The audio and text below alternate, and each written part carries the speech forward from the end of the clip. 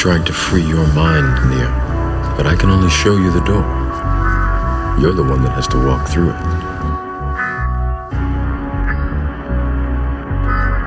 You have to let it all go, Nia. Fear, doubt, and disbelief. Free your mind. This is the Mind is Mine podcast. What it do, ladies and gentlemen? Oh, my volume. There we go.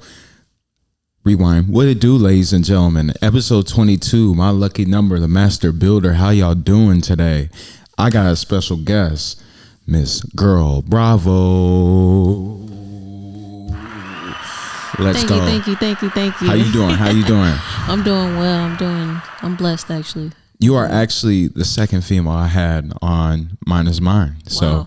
And the first was Dr. Julie Gary. Oh, wow. Yeah. Shouts out to Dr. Julie Gary. Yeah. So, cool person. How are you today? I'm doing well. Actually, I'm feeling blessed, enlightened, Enlightened. That's a beautiful word. Yeah, absolutely. That's a beautiful state of being, actually. So, what about you? Me? Yeah. Thank you for that. It's always what's the saying? It slipped my mind, but I'm doing well though. Sure. I was outside working in this wind. It was just not the best conditions at all, but we got through it. But sure. I want to give you the floor to introduce yourself and everything that you do, and where you live, your social security number, all that, wow. whatever. I mean, I don't even know that. No, but I'm Girl Bravo from St. Louis City. indeed. Nothing wrong with There's the county, a but there is a difference. Mm-hmm.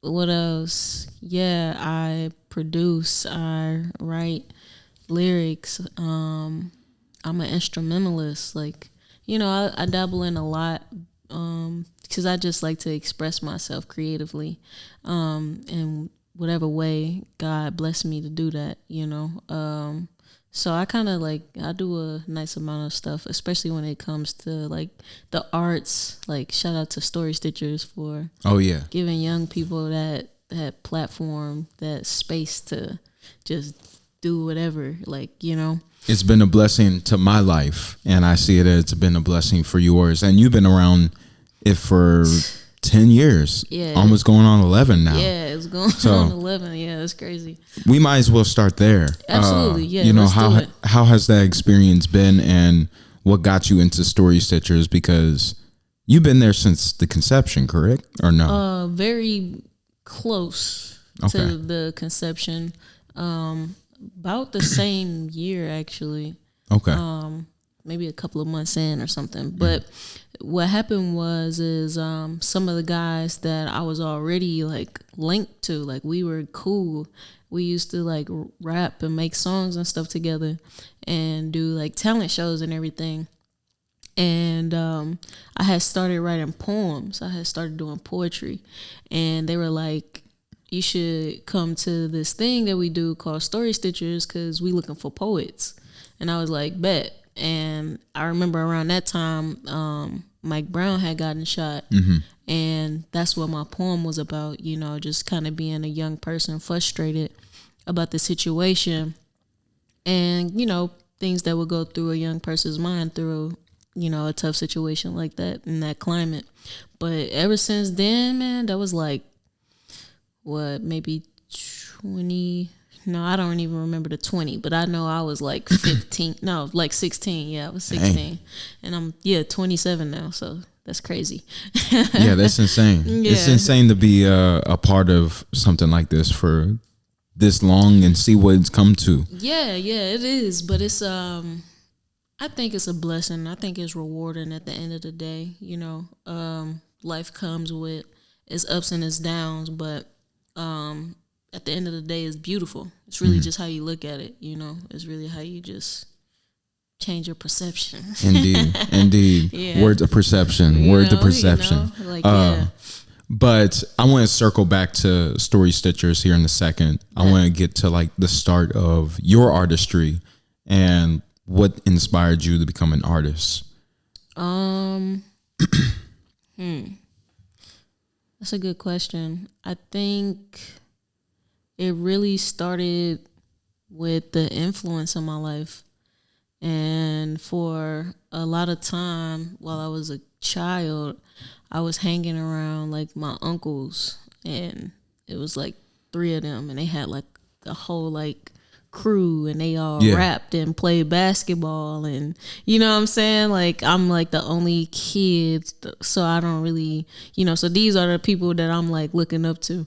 For sure. And I remember they had actually a pretty nice size show at this skate park, and they let me get up on stage with them and like rap the song with them, like, you know what I'm saying? And like I remember that, like, so to this day, like that was probably the first day I tried to freestyle. That's fire. Like it was in the backseat. I remember I said something like, I'm in the car but I ain't got no license, like, you know what I'm saying?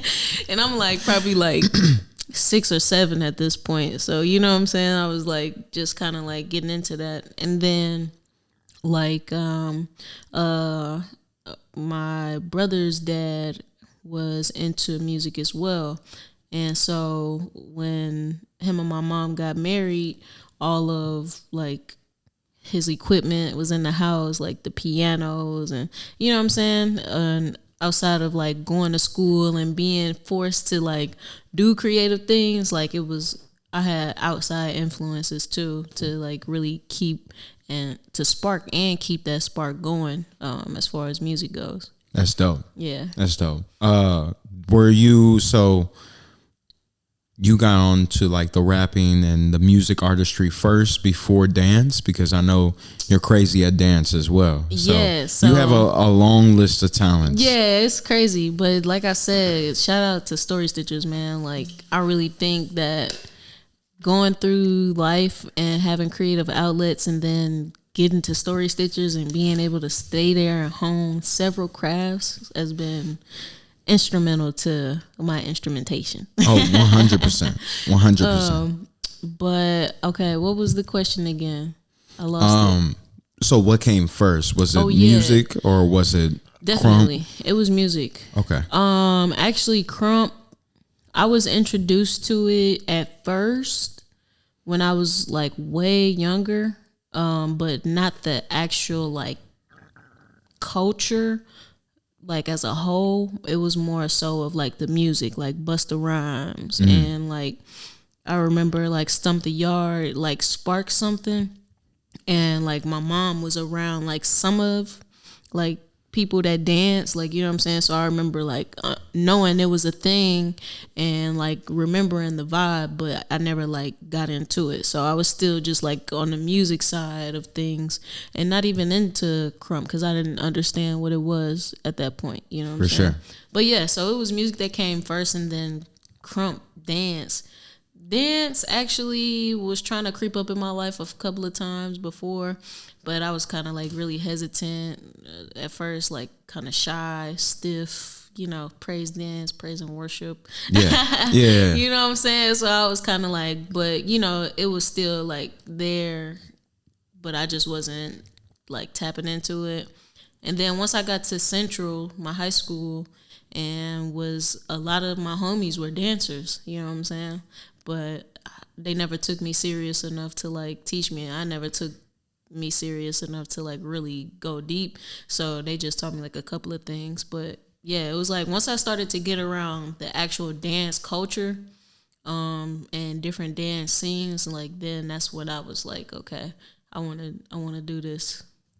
Yeah. That's dope. Yeah. That's dope. For me, like I couldn't get into dancing. Like dancing wasn't really my thing. I was very unorthodox and very stiff, but music is something like I always had like a theme for, but I wasn't around like a music environment. I was more athletic based because baseball, basketball, you know, lifting weights, doing stuff like that. So that was more of my background. Yeah. And I do appreciate you, Brandon, and everybody else that I met with Story Stitchers, which we have turned into Truly Gifted as well. We'll get back to that later. Yeah. But I appreciate you guys for bringing that side out of me, because that's something that has been dormant for quite some time. I used to be into music and film, architecture, and just the arts so heavily until, you know, baseball runs in my family. So it was like, okay, I want to be a part of the family and do the family business, I guess you would say. But how was it like just growing up in that circle? Because I didn't grow up in an artistic background. You know, we did. Everybody in my family had like their little talents within art, but they didn't really exploit it to the point where I don't. Is exploit the best word? Well, it depends on the motive. Yeah, for sure. They didn't really dig deep into it. Yeah. On the level where they will take it on a career, because my dad had a movie idea, but it didn't really take off. He didn't find a director or anything. But that whole experience about being around a creative family that's instilled in the arts, what do you think is like the biggest lesson that came with that? Honestly, I ain't even gonna lie to you. When I started doing making even raps or anything when I was younger, I didn't really take it serious, to be for real. I don't think I started taking it serious until I got to Story Stitchers, like around that era. I actually wanted to be a basketball player, like yeah, we hooped one time and you still had it. Yeah, like so. That's what I was going for, like, but God had other plans, and I'm glad because it turned out well. But yeah, so the time, I don't know, it was just, I think the biggest lessons I learned from a lot of the people who influenced me through music was that it comes from your soul. Like, it should have some type of value on it. Like, you know what I'm saying? Like, it's cool to, well, I don't even want to say it's cool. Like, if that's what you want to make, you know what I'm saying, trendy stuff, like, then that's cool for you. Yeah. But like, I don't know, seeing the making of music and just like what went into it, kind of made me appreciate it a lot more and not want to use it just for fun. Like, I wanted my music to always have purpose and, you know what I'm saying, some type of like meat and potatoes. Like, you should be edified after listening to something I've like produced, or, you know what I'm saying? Yeah. So that's kind of, I think that's the biggest thing that I learned is like actually make music that's timeless, you know what I'm saying? Like, and that don't, a stream or a like doesn't determine whether or not, or if your song is a hit, doesn't determine whether or not it's timeless all the time. Yeah. You know? So yeah, I think having that confidence helped me to like just really explore and find myself as an artist. Yeah, it's about how we move people and making those memories as well. It's like people aren't going to remember that the reason why I like you is because you have a billion streams. It's because you made me feel a certain type of way. Like, you gave me memories. Like, that's why my generation, we're part of the same generation, why 2016 for a lot of people was just like a big memorable year, because there was so much impact within music, the SoundCloud era and all that. And while some of that did sound trendy, it definitely made for some really good memories. Yeah. And just looking back on it, and I even said same ones kind of gave me that type of energy as well. That's what's up. So it's dope to reflect back on a time like that and understand like music has power. It's not just all about the check at the end of the day. For sure. And how did Story Stitchers make you a better artist though? It definitely made me think about the business side of things, because like you said, you know, it's not all about the check, but if you are deciding to be an artist, I think people have to understand to a certain extent you're also signing up to be an entrepreneur. Yeah. You know, because there's this whole marketing thing that comes with it, you know what I'm saying?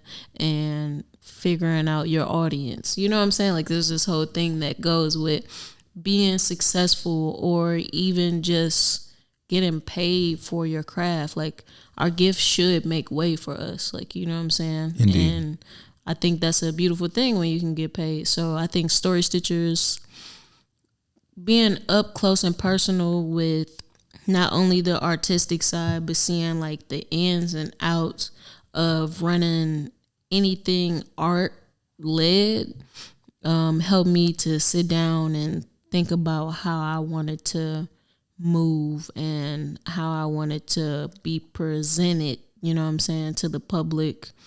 And it's making me still to this day like analyze like all the time, like, what am I doing? Why am I doing this? You know what I'm saying? Like, For sure.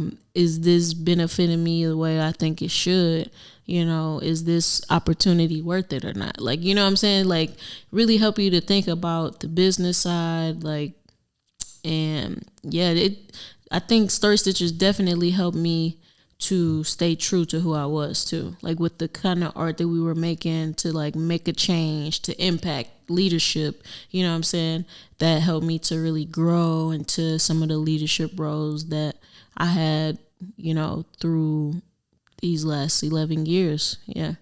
Yeah, and community is like the biggest focus that we have. You know, I tell people all the time, it's like it's a unconventional way to help the youth get away from any type of violence or distress in their community, which unfortunately we do have a lot of that here in St. Louis. Yeah. And I do believe that we're going uphill on that battle right now. Yeah. Like, not in a bad way. It's not really an uphill battle. It's more like we're trending upward. Mm-hmm. And I think what we've done with perception as well and getting people more in tune and releasing that stigma behind mental health, especially within the Black community, through our art has been very, very impactful. Every time I've brought that up, people were just like, wow, that's just amazing. Like, it's just a very unorthodox way to help with mental health, at least in the world today, because I think we take too much of a logical, reasonable approach to it when you have to be more loose about it. Yeah. You have to make it fun. And that's essentially what we're doing as well. And I don't want to make this all about story stitchers because I know that's just one side of you and one side of what we both do. Yeah. But you have been in the game for a lot longer than I have. And you've seen a lot of children come and go, a lot of youth come and go. What has that been like, seeing like just the amount of people that have been through the center and have grown out of the center or have stayed either as a volunteer or as a donor? So what has that been like? I think for me personally, it has helped me to develop better communication skills, have better understanding of people, and, you know, things that trigger them and make them act, you know, certain type of ways. Help me to be more patient, you know what I'm saying? Yeah, I think it's definitely like just been a great thing to see too, like the type of impact we've been able to have on our community. It took a long time to see like change, and I believe the youth played a very instrumental role in helping higher ups and organizations to figure out how to see change, to see improvement in the city.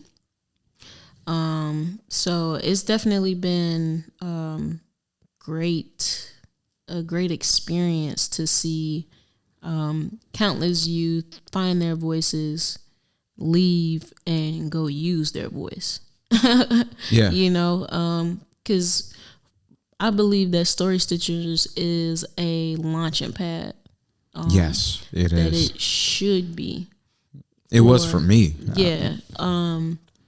And that we're expecting the youth to build skills, find things that they love, find things that they're good at, build on things that they're okay at, and go out and use those things to really be the change that you want to see. You know what I'm saying? Understanding how to use your voice, in an effective way. You know what I'm saying? Indeed. So I think that has been great to see, and I actually want to see more of it. So, trying to figure out how I can continue to, have a helping hand in Story Stitchers, you know what I'm saying, to always help this organization or that organization uplift the community, and stay that pillar. Indeed. Yeah. Indeed. Yeah. And you're now in a leadership role at Story Stitchers. So, what was the trials and tribulations that you had to go through, along with not only getting into that position, but learning how to partake in leadership there? Because as fun as it is being around the youth, and I've worked summer camps before, like dealing with younger children, it can be stressful for sure. Yeah. And especially, we have mid to late teenagers, and then early 20s to mid 20s as well. And that whole time period is very transformative for a human being's life. Yeah. And there's trials and tribulations that come with that time. There's a lot of shift that comes with that, and it can be projected outwards. So how did you get through that, not only on your own accord, but dealing with the youth, and how has that helped impact you to become a leader inside and outside of Story Stitchers? Yeah, that actually was tough, because it's like at one point, like being a program director is like, but I still see these people as like my peers. Mm-hmm. You know what I'm saying? Like, so it was like a time of like you being, it's like this middle space, because it's like you have these people over here who you're actually in charge of, and when they're in this facility, that are the same age, maybe a couple of years younger, and then you have these people over here that are years older than you. Like, you know what I'm saying?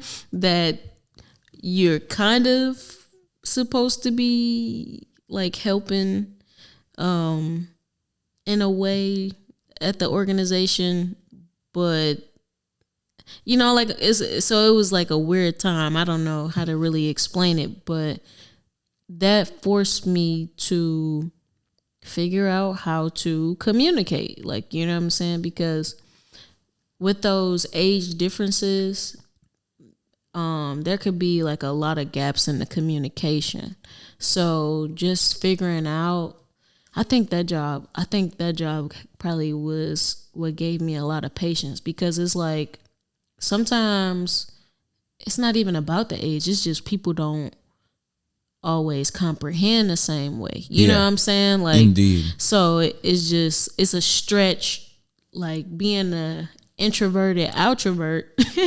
Like, it's cool to, like, I like being around people, but I'm also that person where I like, being to myself. Yeah. So, you lean towards that self time rather than, I'm the same way. Yeah. And so it's like, but now I'm being stretched to be out and to be open. And not only about negative things, but about good things too. Like learning how to keep the morale going, like amongst the youth. Like, those are things I had to learn, like how to keep them motivated, how to keep them wanting to make these projects for this art. Like, and over time I just started to see, like, you can't make them do anything. Yeah. Neither side. You can't make the youth do anything they don't want to do.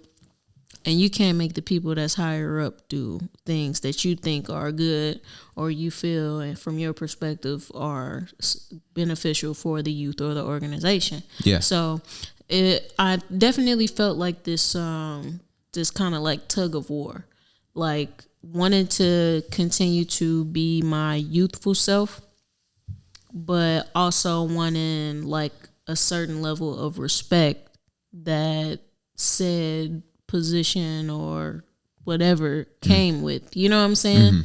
And, you know, it humbled me a lot because it's like, you know, your ideas don't always make it. Facts. Like, you know what I'm saying? Like, what you think is appropriate, everybody else probably don't think is appropriate. And it's probably not even nothing wild. It's just like the simplest of things that there's just this They just don't disconnect. resonate. Yeah, you know what I'm saying? And vice versa. Like, you know what I'm saying? So I think that was like probably the biggest struggle is just and not losing myself in that, you know what I'm saying? Because there's also this pressure to be validated, you know what I'm saying? Especially in a workforce, because outside of Story Stitches, I've had other full-time jobs as well. And a lot of those places I've been like one of the youngest people, and sometimes one of those younger people have leveled up to leadership positions, you know, to where I'm overseeing staff now. Like, you know what I'm saying? So it's like it was always this, oh, I'm too young, or, you know, I don't feel like they're taking me serious, like type of thing. So it was definitely a crazy time. Definitely, I can only imagine. Yeah, definitely a crazy time. Went through a couple of phases, but at the end of the day, like I said, it was beautiful. Because it's like kind of like this butterfly cocooning out, like, you know what I'm saying. So yeah, that was probably like one of the biggest challenges, I think, is just figuring out how to communicate. And I think this still something that we got to work on as humans, period. Just communication.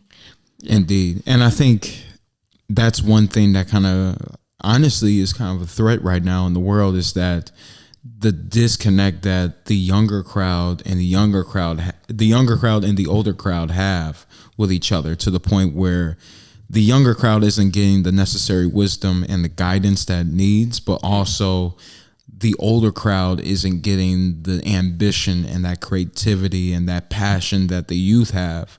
And both sides have exactly what they need. But when there's that disconnect, they're kind of stuck in a certain way and being one-dimensional. And it's interesting to look at it, because now when we get into Truly Gifted, you, I, along with Brandon and even Leek, and how old is Lord again? 27. Okay, so like we're in the middle of that group pretty much, because we have Keith, John, Kira, and all them that are younger, that are still 18, 19, 20 years old. And then we have Blue and SK and KO and those older guys, you know, in their 30s, and SK in his 50s. And Dang. SK, I love you, bro. I'm gonna continue to mess with you, bro. That was cold, but all right. But nah, it's insane to see that. And I think God puts us in the positions that we need to be. And going through those such experiences in Story Stitchers, I think set you up for what we have now, which is like the path that we truly want to take. Because Story Stitchers is like, obviously we're limited to that image, but Truly Gifted is what we make it. It's us. And how can you apply those leadership roles and goals, not goals, but also the experience that you have from Story Stitchers, and how have you been able to apply that to Truly Gifted? And I have another question that goes into that, but this is more out my curiosity. For sure. I think leadership role and Truly Gifted is just, the biggest thing is it's taught me to work with other people. Like collaborate, you know, and what a healthy balance of that looks like, you know, and what it don't look like, just to keep like, Story Stitches has shown me like what boundaries should look like, I guess, when it comes to like collectively leading. For sure. Yeah, because that's actually, I think, what it was kind of supposed to be at one point. Or it was talks of it being that, like multiple heads, you know what I'm saying? So it doesn't all just rely on one person.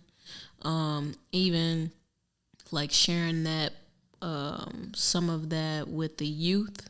So yeah, it just really showed me a blueprint of like what it looks like to be a collective, to be a community, and you know how to keep your community together, like how to listen to people. You For feel sure. me? Yeah. Yeah. You're kind of drifting away from the Oh, mic my a little bad, bit. my bad. No, you good. You can move it however Okay, you want, bet. Yeah, whatever. This better right here. That's how I usually back up and I just bring it towards me. But Bet.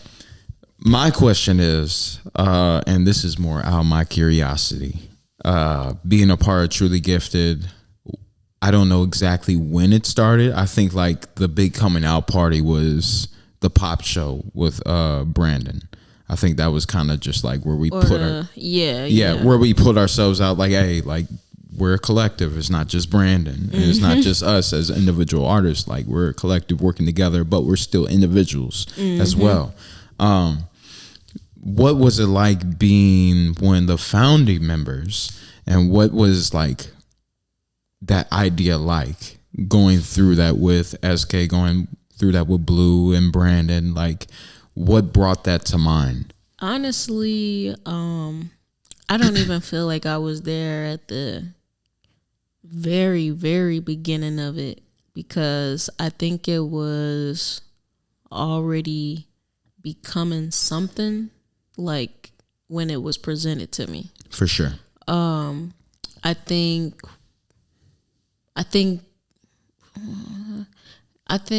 they had like the name, or like was kind of getting the name. And I think I was more in the process of like, okay, how do we want to structure this? You know, like what does it actually look like? For sure. You know, and that actually wasn't a bad process. And I think we kind of still like figuring that out. Because it's a new thing for us. Like this is actually on our shoulders. Like, you know what I'm saying? And we gotta do what we gotta do. So yeah, I think that process was cool because everybody kind of were all on the same page and in agreement that we wanted like some type of collective, like we wanted this to be beneficial to the artists that, you know, is here and that we serve, and you know, that type of thing. And yeah, so we're still figuring it out though.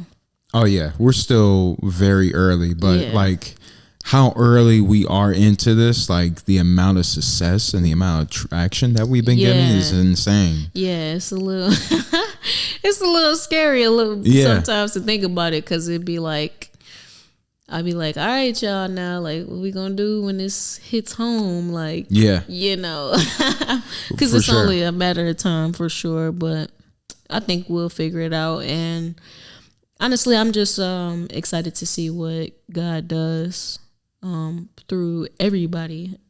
You know, not just in TG, but that's in our sphere, that's in our world, our circle here. You know, here and now. So yeah. Yeah, for sure. And I feel like it can get overwhelming for sure, because like for me, in my experience, like I've never been a part of a collective like us that has pushed me and motivated me to be this great. Like I've never been this busy with something that I actually love to do. Like I've been this busy with baseball and school, and I love baseball and parts of school, of course. Yeah. But like everything that I'm doing is like I enjoy it. Like it's that fun being production. Yeah. Production. Yeah, that fun production. There we go. Yeah. Slipped over my words. But it's like the productivity that I want to put into my life. And having that feeling is still very, very new to me, and it can be very overwhelming for me sometimes. But I have to double down on the fact like this is exactly what I need, and that this is great for me. But also, I wanted to be in a leadership role, and while I'm not a leader of Truly Gifted, it's something that I'm aspiring to be, and also like I'm working to be on my own, especially with the platform that I have, because it's a little different than just music. You know, I'm more centered on holistic and spirituality and consciousness. Yeah. And I'm just using arts as a medium for that. But at the end of the day, that's my center. And speaking of that, you're very, very spiritual yourself, and you absolutely don't use any type of profanity in your music at all. Yeah, no, I try not to use it like while I'm talking ever, but you know, easier said than done. It's a slip up. You know, but God is working on me. For sure.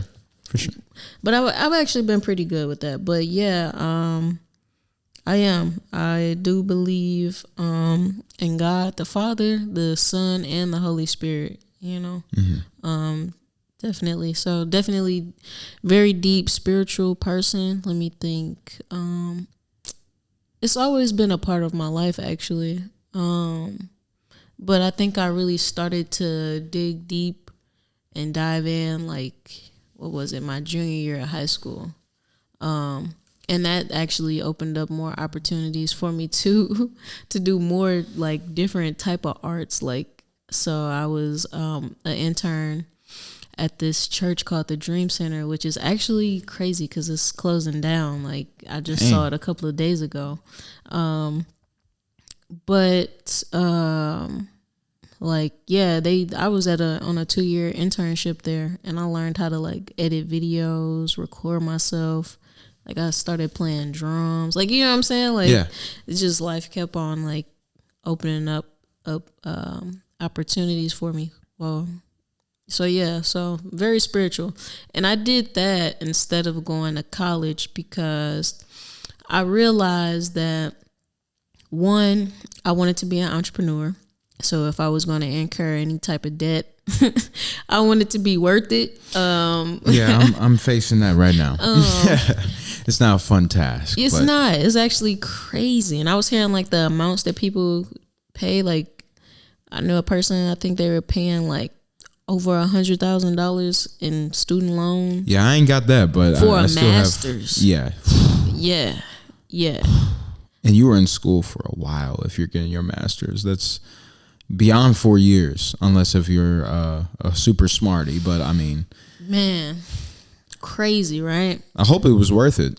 I hope so too. I pray. But there's a lot of people now that are going through that system that are not connected to what they went to school for at all. Yeah. And it's insane how we spend that much money and put ourselves in that much debt, and also, I'm not going to say waste that much time, but put that much time and effort and productivity towards something that we're not using. Yeah. And I realized that halfway through school. And it just got to a point where I had no desire to do any schoolwork. Like, during COVID, I wasn't doing anything. I was still in school, like, but it was like, how you expect me to do anything if I can't even go outside? I can't even enjoy myself. It was just like, I think that's how I avoided getting into like a depression that a lot of people face during COVID.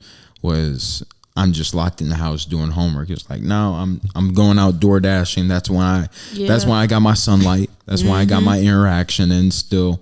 And I had my 2 little brothers there, and it's like they saved me, honestly, from any type of boredom or being depressed. And it was just like every day was eventful. But spending that much time in school is insane to me, especially in the system like this, which we'll get back to because we always have conversations like that. Goodness gracious. But I do want to touch more on your spirituality, because, you know, that is what I'm centered in, what mine is mine, and how that has shifted your perception. And you're an artist too, and you're an artist too. So that brings another dimension to your spirituality and how you perceive it and how you express it as well. Yeah, it's actually wild. Well, not wild, but it's another thing too. Like I've been trying to make sure that my words are fruitful, you know, so try not to just use vain words all the time. Indeed. But speaking of the art part, like Krump is Kingdom Radical Uplifting Mighty Praise is the acronym. You know what I'm saying? I didn't know that. Yeah. So and Say it's that one more time. Kingdom Radical Uplifting Mighty Praise. A round of applause for that. I didn't know that. I learned something today, ladies and gentlemen. I succeeded in being a human being. So, you know, like that just spoke to me in itself, you know, to be drawn to the dance, my husband, you know, met Shout him. out the Lord, by the way. You know what I'm saying? Shout out to him. One of my biggest supporters right now. His between him and my mom, you know how that go with your moms. Oh yeah. Side note though, like I didn't know y'all were married. I thought y'all were like, I knew y'all were in the couple, but it was just like the way that y'all carry yourselves compared to a lot of other married couples is like y'all really lean heavy on the act of being best friends, the process of being best friends. Yeah. And like also knowing when to be lovey-dovey, knowing when to keep it cordial. Yeah. And like y'all are business partners as well. And it's Yeah. just like you have this dynamic, you bring this dynamic to marriage that is like, that's what I want. For sure. I appreciate that a for whole sure. bunch too. That's amazing to hear. 'Cause we definitely do our best to be professional, you know what I'm saying, and productive. Because y'all represent more than just y'all as in individuals. You guys are now a collective. Yeah. Like we talked about with Story Stitchers and TG, like we hold a lot more energy with that. Yeah. And as a collective, you're representing something bigger than yourself. Exactly. And in our view, we are reflecting God. Yes. You know what I'm saying? This covenant. So we definitely take it very seriously. And how we present it, you know what I'm saying? Because in today's time, marriage isn't like people don't. It's kind of frowned upon. Yeah, like people don't see it as a good thing. Like they just feel like it's a contract. It's a like okay. I don't want to be tied down rather than immersing in a new era of your life. Yeah, you know what I'm saying? Yeah. So yeah, man. It's crazy. God used like arts and dance to like bring me and my husband together because I never seen him before. You know what I'm saying? Yeah. I never seen him before ever in my life in St. Louis. Like, and you know, I wasn't born here, but raised here majority like since I was 2. So Where were you born? Mississippi. Oh, okay. Yeah. So, Big Southern girl, I see. you know, it's in my blood. But yeah, so Krump, man, I don't know. I'm sorry. I'm getting choked up because like, not that I'm a cry, but it's just like thinking about it and how the blessings that came with it. Yeah, you know. Like I said, I had known about Krump, but like it's such a underground movement in a lot of places still that I really forgot about it. Like, you know what I'm saying? And not in a disrespectful way, but just kind of one of those out of sight, out of mind type of things. I've never known until both of you guys brought it to my attention. Yeah, and that's a thing. Like that's a thing with a lot of like y'all straight travel for this and do like competitions. Like and I'm whole like, dang. week events. Like we got a whole nother week event coming up in July, like a Krump Con. Like, you know what I'm saying? Yeah, like, you're gonna have to let them know how we can keep in touch with that. Absolutely. Especially towards the end of the podcast. Okay, but if you follow Girl Bravo, you probably, because that's my so with that being said too, Follow Girl Bravo. Absolutely _ Girl Bravo. But like So before Krump, I was a Christian hip hop artist. I don't even want to say was, but once I started like my Krump journey, I started meeting like a lot of dope people. And one of those people was Bravo Damo. And mind you, I'm probably like, at that point when I met him, like, Bravo Damo? yeah. Okay. He's a like one of, if not in this era, the best current producer. Like, you know what I'm saying? And I met him when we went to this event called Wasteland. And like we just like my husband introduced me to him, and like I had heard his music, you know what I'm saying? I didn't even know who he was at first, but like I was just chopping it up with him, and like my husband was like, you know, there's Bravo Damo, and I was like, wait, what? Like the one who tracks we be listening to, Bravo Damo? He like, yeah, like, and like it was just such a genuine connection and vibe, and he was like, and I was telling him, like, you know, I do beats and stuff, and I was thinking about doing, like, some Krump stuff, like, mixing it with some old church, like, you know what I'm saying? Like, yeah. bringing those two genres together, especially since I had understood that this is now a more spiritual type of dance. Like, dance, period, is spiritual, but, like, this is, like, founded on these type of principles. So he was just like, yeah, like, I think I can make you my little homie, like, you know what I'm saying? And like Krump is based around like fams and like,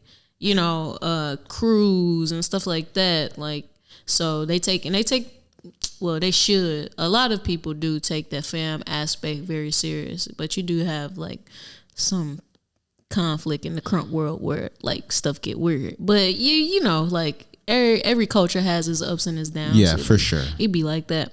But yeah, so like, and that was like me being like, what, 3 months, maybe? Yeah, like 3 months into my Krump journey.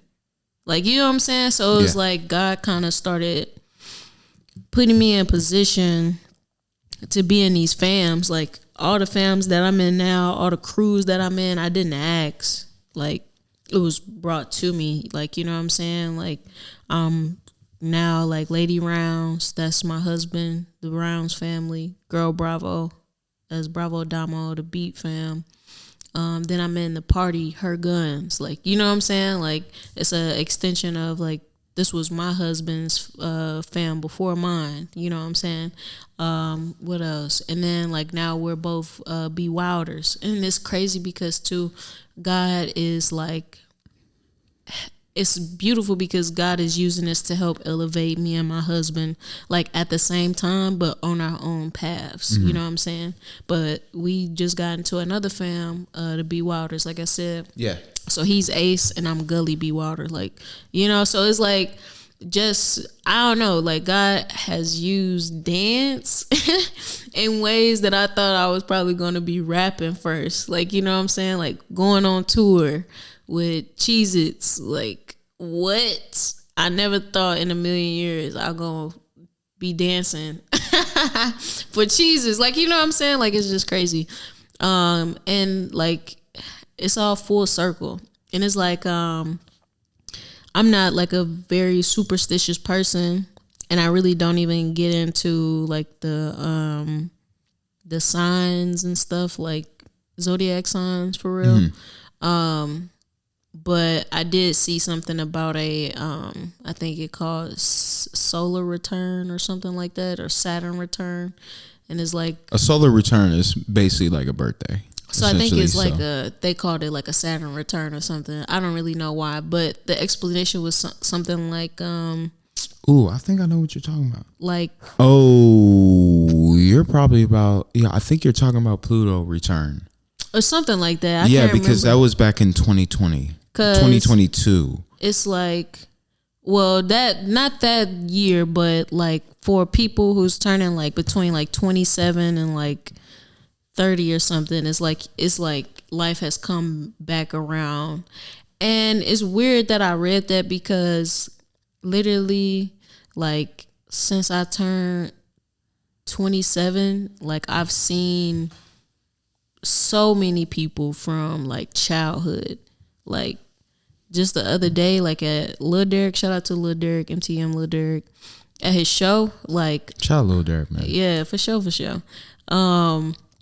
I saw people from middle school, like in high school, and before that saw like other people from like Story Stitchers, like, you know what I'm saying, like, and so it's kind of like making it all full circle, like, you know what I'm saying. Then like a couple of days ago I found out the church that I served at is like finna close down, like, you know what I'm saying. It's like definitely like bringing me back, like, okay, like, you know, don't forget, you know, like don't forget where you came from, don't forget who you are, what made you, what tried to break you, like, you know what I'm saying. Yeah. And it's been a beautiful thing. So like, yeah, I try to stay away from the superstition. I really try to like be led by God, by the word of God.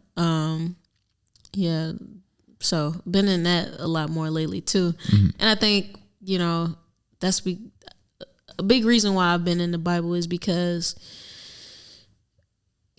it's a lot of knowledge out here, you know, and not all of it is good. Not all of it is also can be false, you know what I'm saying?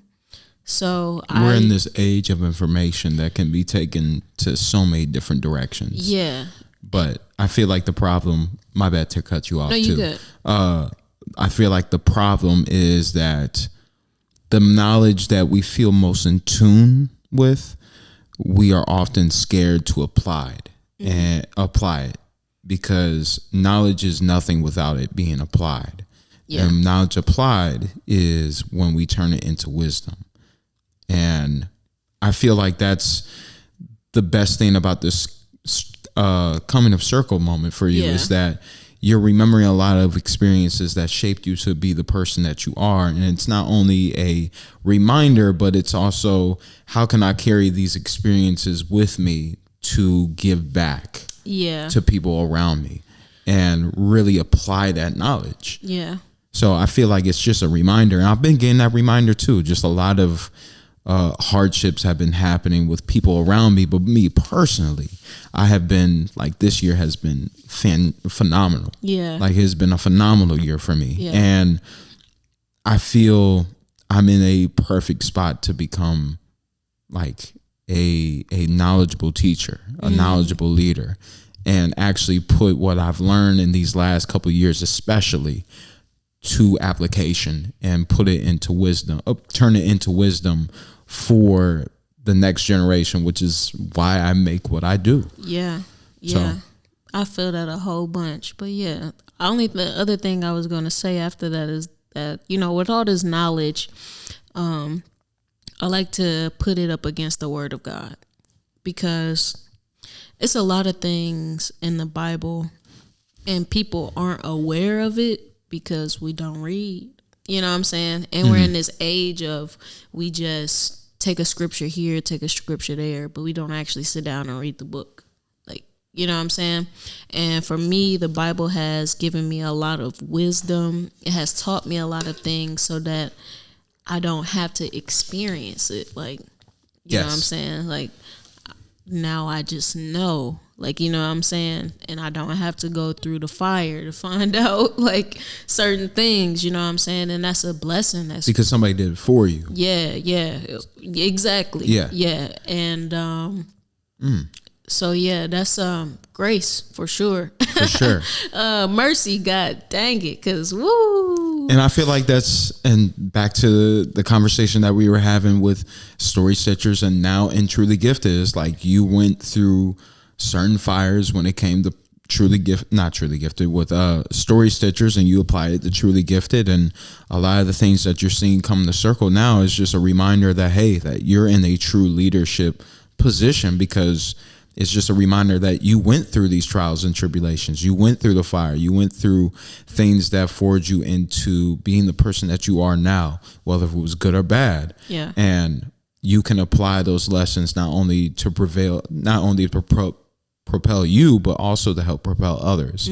Because not only are you still part of Story Stitchers, but like I said, like, we are in Truly Gifted. That is our own foundation, our own creation. And different people collaborating within a collective to propel this group that is ours. But also we have a pretty large, and honestly, I think we have more younger people than we do older people in this group. And that's a pretty powerful thing too. Indeed. Like, Blue had pointed it out to me. Like a lot of the guys, well, not even Blue, I think I heard it from some other people too. Like a lot of the people who created the like declaration was like 20-year-old guys, like, you know, coming up with this blueprint basically of how they wanted things to be ran. So I think it's definitely a very prolific thing. But I think there's still, like, you know, since we are young, there's a lot to learn. Indeed. That comes with that. Like, but we not scared. Yeah, no, we're in this position for a reason. Yeah. And like, that's how I just looked at it. I know you're not really like the biggest on signs, but like I looked over and I saw the 555 on there. Yeah. So how do you feel anyway, like about angel numbers, or are you kind of just like, it's not really your thing? So I don't like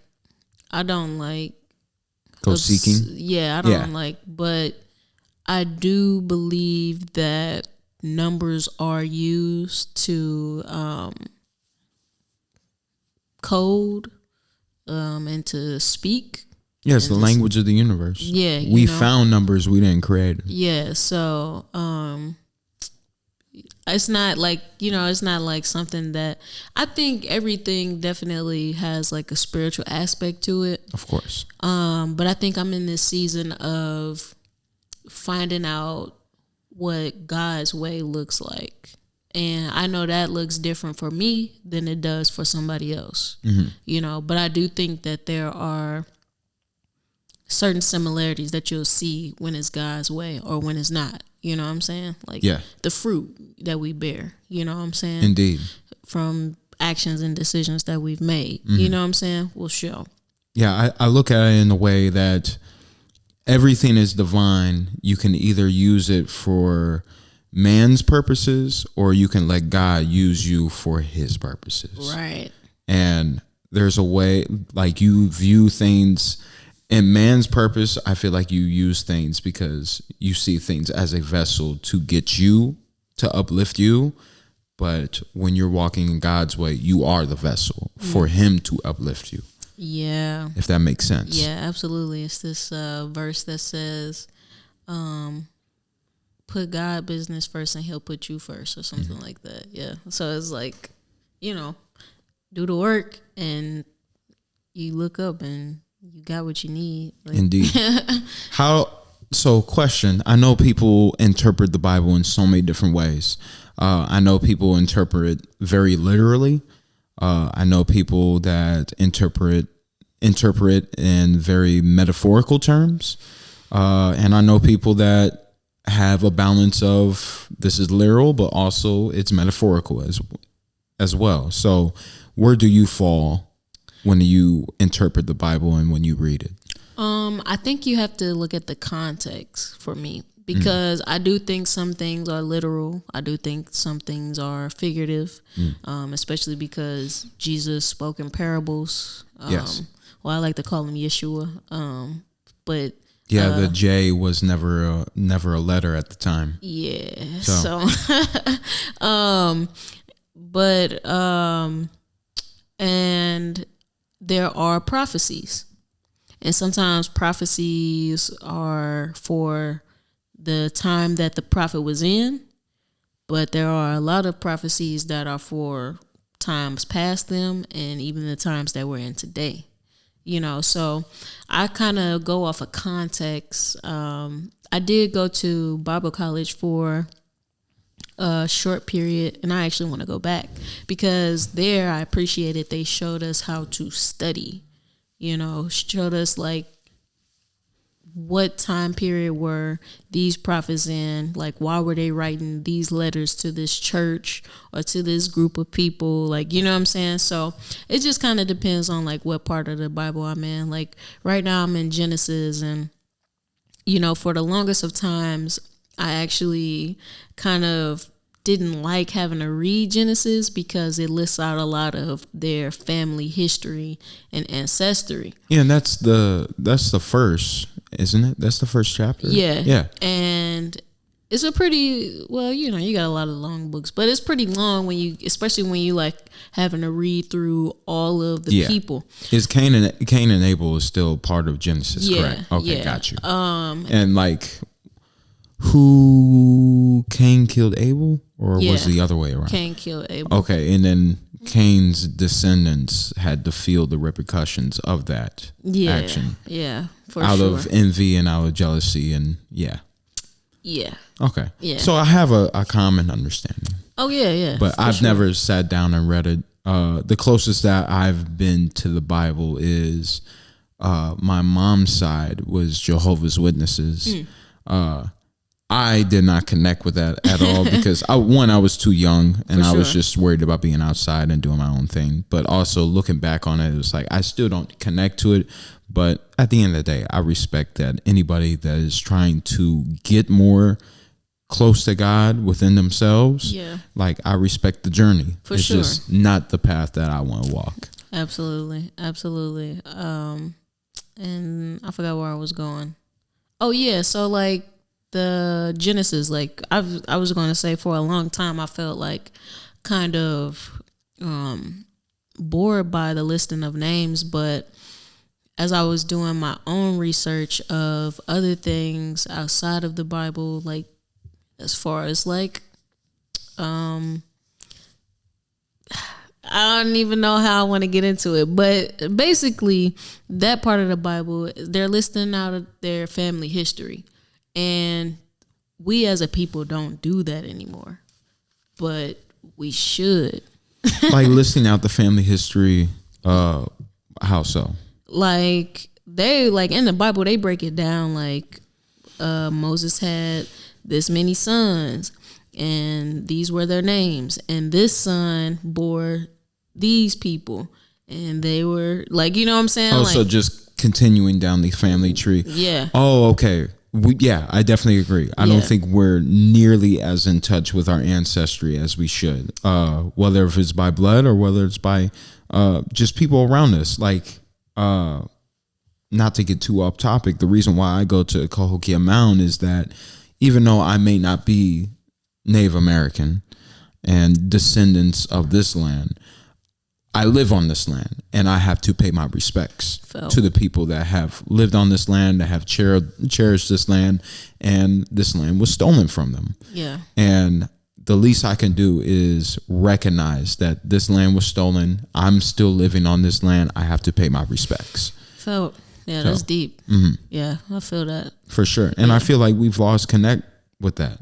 Yeah. So I can definitely agree with you. A lot. So yeah. That's what I was gonna say. So it just depends on what part of the Bible it is. Because of course, like the Old Testament, when they were like sacrificing the animals as for God. Yeah. Like New Testament, like says we don't have to do that no more. So I wouldn't be taking that literally. Like I gotta go and sacrifice some doves. I heard the Old Testament has a lot of outdated parables and stories. That's why I heard. Yeah, I mean, in a way, but I think so. The Bible, because the Word was God and the Word is God. The Word was with God. The Bible is not only a history book, but it is a prophetic book. You know, it doesn't just tell a history of a people, really the population of the world, you know what I'm saying? But it tells like what to expect in the times ahead, you know, even after us, like, you know what I'm saying? So it's a very powerful book, and that's why I like to use it a lot when I'm reading like other things, because I feel like I see like a lot of and I've started to realize that some other Bibles have the same stories in it, but it's just like perspective, you know, of like who their ultimate Godhead is, you know what I'm saying? Yeah, and I don't even know where I was gonna go with that, but yeah. So I just like to use that as a baseline, as a foundation of, because it keeps me like knowing who I am, like For sure. You know what I'm saying? Like, I feel like it's important that we have to have a foundation. A spiritual foundation that isn't really touched upon anymore. Yeah. And the reason why I wanted to applaud you on no profanity within your music is that within Black music particularly, it's becoming very degenerate in a way. And I feel that while it's still influential in some way, shape, or form, we definitely are influencing that YN culture. Yeah, the kids, man. Yeah, and I mean, we see some of them go through the center as well. Yeah. And obviously that's just the way that they walk, and it's their choices and their decisions. We're not trying to force them to change. Yeah. We're just being who we are, and if we influence people, then that's a beauty. That's a blessing. But exactly. How do you want to influence the youth through your music while also staying in tune with your spirituality and preaching that in a way, and not even preaching that, just throwing those seeds out? For sure. Bible tells us to be as wise as a serpent, but as gentle as a dove. So I definitely try to use that in my music. Like, I think what's wrong is that a lot of times when we get older, like, we get out of touch. Like, we act like we don't remember, like, you know what I'm saying? Like, how things were back in the day, and just times that by 10, and you're not too far off. Like, because it's not really, it's just more access to information. But, so especially like with the youth, I don't know, just being transparent, I think, is a big thing for my music. But not only showing like a problem, but having a solution too. So to say, like, I've been through this too, but this is a way that I got through it. Like, you know what I'm saying? Like, helping them to see that they have options is a big part of it. And at one point I felt like, I had to change up the sound a little bit, but I couldn't. Like, the beats that I gravitated towards, it's just I couldn't. Like, you know what I'm saying? So, but with like Christian hip hop coming out, it did inspire me to not feel like I had to be so, like, I don't want to call it that, but uptight. Like, that I could like be real in my music. You know what I'm saying? Because I feel like that's what we need. Like, especially with the times we in. Like, a lot of people don't feel like they got hope, or don't know that there is better. Like, so that they don't think they deserve better. You know what I'm saying? Or in tune with a community that's willing to show them what's better as well. You know what I'm saying? So just to even spark that fire in them to want change. Like, I'm not trying to like make everybody believe the way I believe, and you know what I'm saying, even believe. I just want you to live. Like, you know what I'm saying? Like, not just survive, like live, like let your light shine. A dude the other day said something so impactful to me. He was like, if you ever feel like you're in a dark place, if you feel like there's just darkness around you, it's because you're not letting your light shine. Like, the light is inside of you. Indeed. You know what I'm saying? And we go outward so many times to look for things to make our light shine when we just gotta like be sometimes. You know what I'm saying? Like, so yeah, my bad to go down that deep tangent. No, you're good. And I wanted to second that, because one thing I find is impressive, especially in the world of separation, is the realization that there is no separation, that everything is just a reflection of that light within yourself. And if you dim that light, then you're going to have that reflection of darkness around you.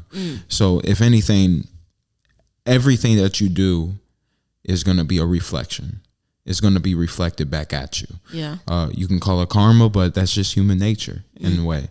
And I do find it very, very impressive that you understand that, and that you recognize that, okay, I have the accountability for my own light. I can't just wait for that light to come find me. I already found it. It's right here.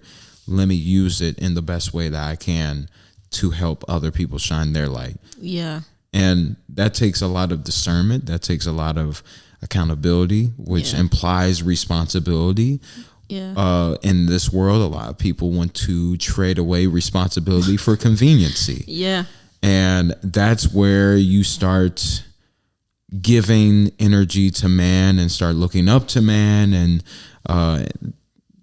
honestly, I feel like this may be a good segue to get into those conspiracy theories and stuff like that, is because we kind of actively add to that. Yeah. Yeah, I definitely agree. Just disclaimer, anything I say at this point is for informational Education purposes use only. Yeah, only. yeah, you know what I'm saying? Do your research. Really take your time, because this is it's definitely a spiritual thing, but the physical isn't always so evident for us. And relying on man. Yeah, the fact checkers and all that. Like, whenever I tune into like X sometimes, because I go back to like periodically, but I can never keep it because it's just like, it's so out there. Like anything is on there. And we're using the terminology and the ideology of, oh, this is free speech or this is free will. I'm like, there has to be some discernment. There has to be some monitoring. Yeah. Like, obviously, I don't agree with some of the things that YouTube does or some of the things that other social media things do, where they crack down on information that is true. Yeah. And say like, oh, this is in the act of protecting you. Yeah. And I'm like, no, this is not how it works. So it's like, on one side, we're over censoring people. And then on the other side, we're overstimulating people with just so much information that is, you can find good information on Twitter, but you can find bad information. You can find some of the most enlightening things on Twitter, but also you can find some of the most degrading things on Twitter, to the point where, like, I found some information that is fantastic. I found some of the best memes on Twitter. Like, Twitter is hilarious at times. Yeah. But at the same time, I don't want to scroll randomly and see somebody die or see porn and stuff like that. Like, crazy. It just, And honestly, because of that, like, I just noticed it's been a wave of like a lot of AI videos. Yes. And I saw that today. Like, somebody had the face of Will Smith and then Leonardo DiCaprio, and they're ordering from a food truck that had, I forgot the other face, but somebody was in like a Michael Jordan jersey and they had Michael Jordan. And I was just like, first of all, if you're just doing this, then like find something better else to do with your life, man. And then second, like, I wrote a poem about it, and I said it in TG, where like the lines are becoming so blurred to the point where we have AI on the news, on the IG reel, wondering what's real. Yeah, I remember that bar. That was. Thank you. I appreciate it. This one, right? Yes. Yeah, y'all should have been there at that mixer. That was some dope poetry. But yeah, man, like, I've been like, I feel like this is the most out of tune I've been with social media in a while. And like, just seeing that a couple of weeks ago, and then like thinking that, and it'd be weird because it'll be like I'm thinking something and then something to confirm it. Like, I saw like a note from a friend, like, all this AI, and I'm like, yep, like it's time for me to get off of here. And I don't know, like, I think lately I haven't even been spending more like an hour a day on it, like, you know what I'm saying, when it's been easy to just scroll. Oh man, it's insane. And that's because, like, I think as people, we gotta really sit down and ask ourselves, what do we want? like we have to be real with ourselves. What do you want? Like really in this life, we have to sit down and be real, because only then will we be able to move in purpose. Yeah, I think we're leaning too much on wanting to be entertained. And that's essentially what doom scrolling is the entertainment is not on that post, it's on the next post. Yeah. It's on what comes next, because you don't know what's going to come next after that swipe. Especially on Twitter, especially on Reddit, especially on places that don't have any boundary at all. Yeah. And I feel like and Facebook is getting that way too. Facebook. Yeah, Facebook is getting YouTube. bad. For the kids, I'm like I literally sat and like I just wanted to listen to like the things that come up when my little sister was scrolling down YouTube, and I'm just like getting frustrated. Like my husband's like, I feel like I'm high, like because it's like so random, like, and you can feel like the programming in it. That's like. And some of the kids programs that I've been around different job sites or different like managers or higher ups that will have to bring their kids in sometimes, especially at my last job at the gym, where they brought their kids in. And one, I don't agree with if a kid's acting up, or just to waste some time, just give them the iPad or give them the iPhone just to make it go by. And I'm like, that's not healthy. That's not healthy at all.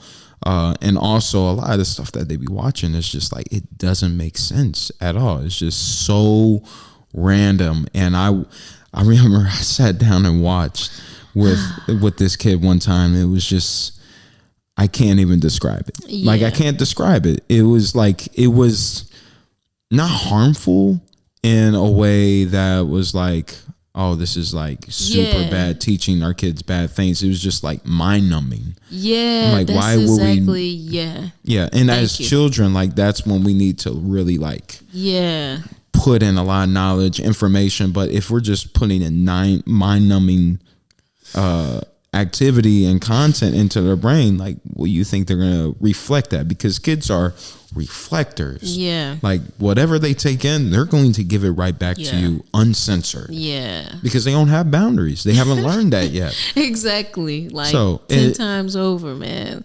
But I love it though at the same time. Like, you know what I'm saying? Because kids help us to like kind of stay inspired, you know what I'm saying? Like, because their minds are so brilliant. Like you said, that's why we need pure for sure. Like, and that's why we got to keep them like into things. Like a lot of kids don't know how to garden. Like, you know what I'm saying? Touch some grass. Haven't touched grass in probably days, like outside of going home, going to school. Like, you know what I'm saying? So like, I think kids still, they need that opportunity to be kids. You know what I'm saying? Yeah. Teens need the opportunity to be kids, because it's like a crazy world right now. You know what I'm saying? Yeah. And I remember I told this one kid, this was like 2021, and I was working at BMW. I was just a porter there, just cleaning cars. And there was this one kid, he was like 16, and he was there every day. He was working more hours than I did. Like, he was like, I got to get this money and everything. I'm like, how old are you? He said 16. I'm like, bro, you're working more hours than me. What are you doing? Get outside. Yeah, no. Do something. These like, kids, man, my bad to cut you off. No, you're good. Go ahead. You made me think about, like, the other day we had some kids from a high school come over, and they're freshmen, and she's already talking about, like, being worried about inflation. Yeah. Oh, my like, God. what she's going to do when she gets out of high school because inflation is so high. That just puts a box over them. What? Yeah. Okay, like, that right there be like, bro. I'm glad that you learned the concept, but being worried about it is still insane. Learning the concept is one thing. It's good to be mindful, but being worried about it, like, once you have that worry, that's where that box comes in. And like, I can't do this because of inflation. And this might be controversial, but that worry is systematic. Yes, indeed. Manufacturing, the biggest word I would like to use is confusion. Yes. If you keep people confused, you can pull them in any which direction. Yes. Because confusion leads to fear, and out of fear, a lot of people, when they get into that fight or flight response, nowadays it's flight.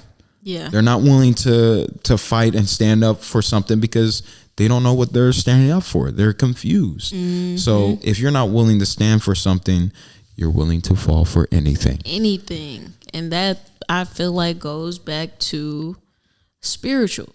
Mm-hmm. That's a foundation. That is the beginning. If you don't know who you are, mm-hmm.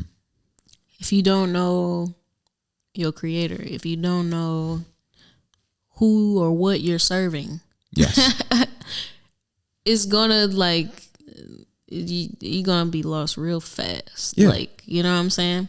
And like, they'll be able to trick you into anything, like cohesion contracts. Like, you know what I'm saying? I'm just trying to give people like something to like digest little by little, because it gets deep, man. It gets deep. Like, our birthright is an inheritance. Like, people are, I feel like, suffering for nothing. Like, you know what I'm saying? Like, because we don't know where to go for information. We don't know how to read things. You know what I'm saying? I'm glad you brought that up, because suffering is a universal need in a way. Like, we all suffered in our own ways. Yeah. To break out of it. Yeah.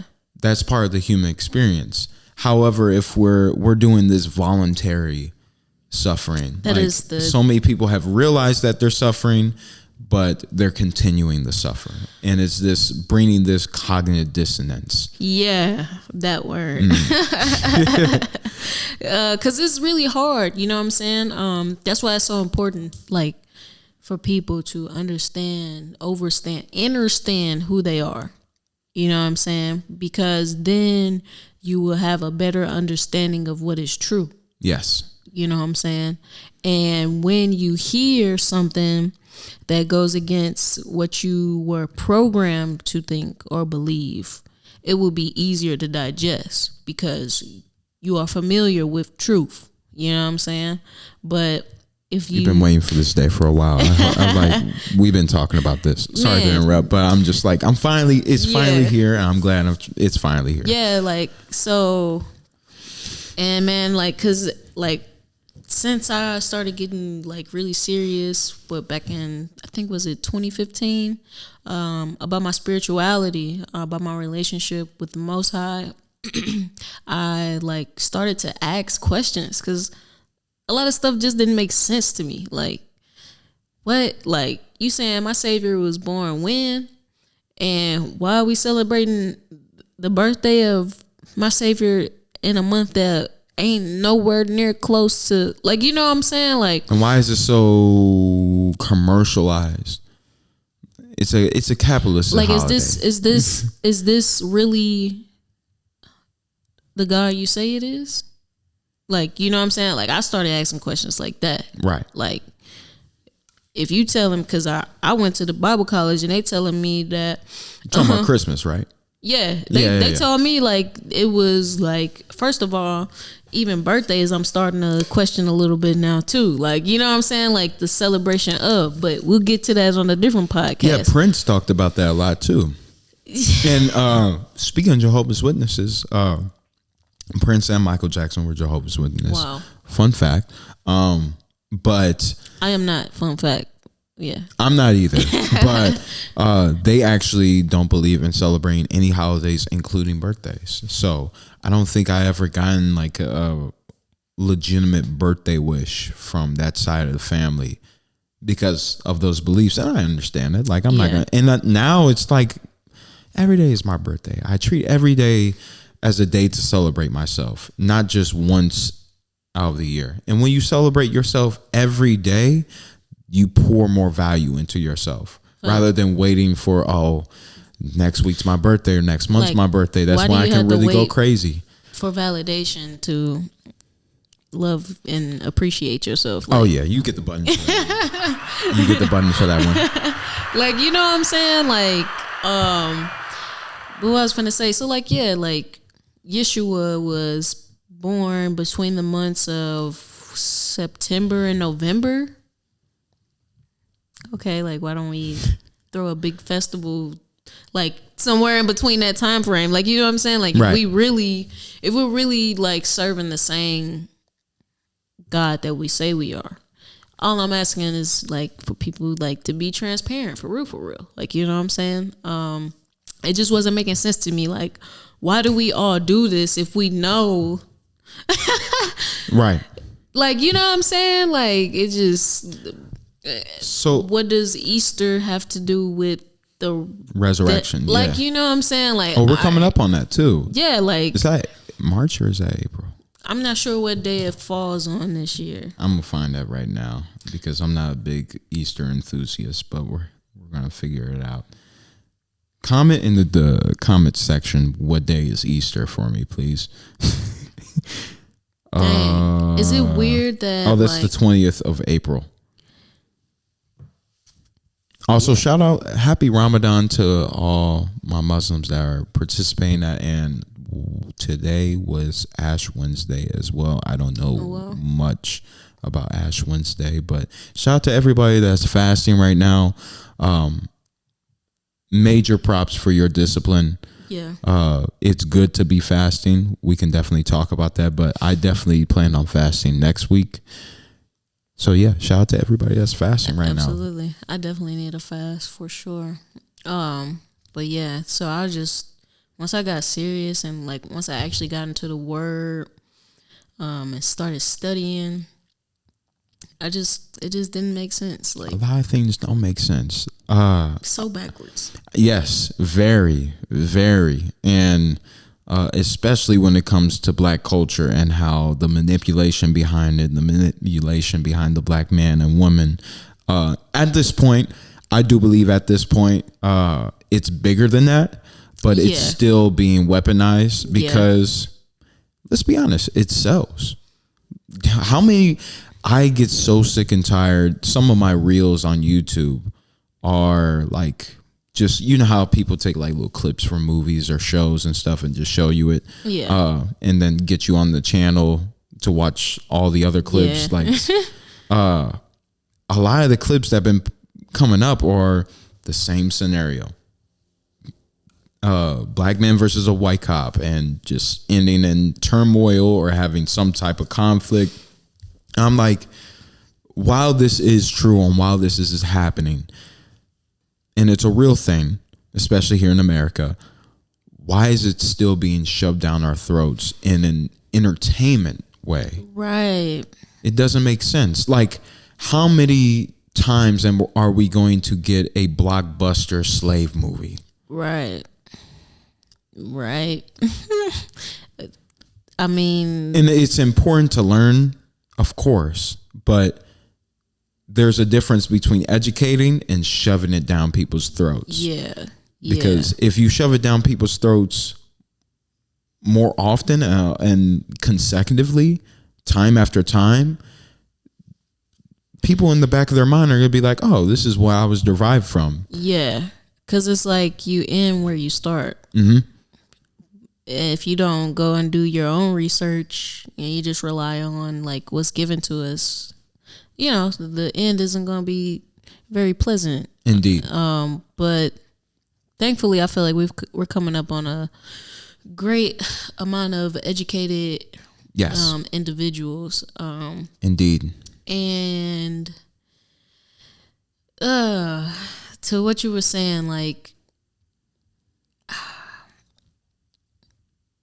there's a lot to unpack. Yeah. So like, let's see.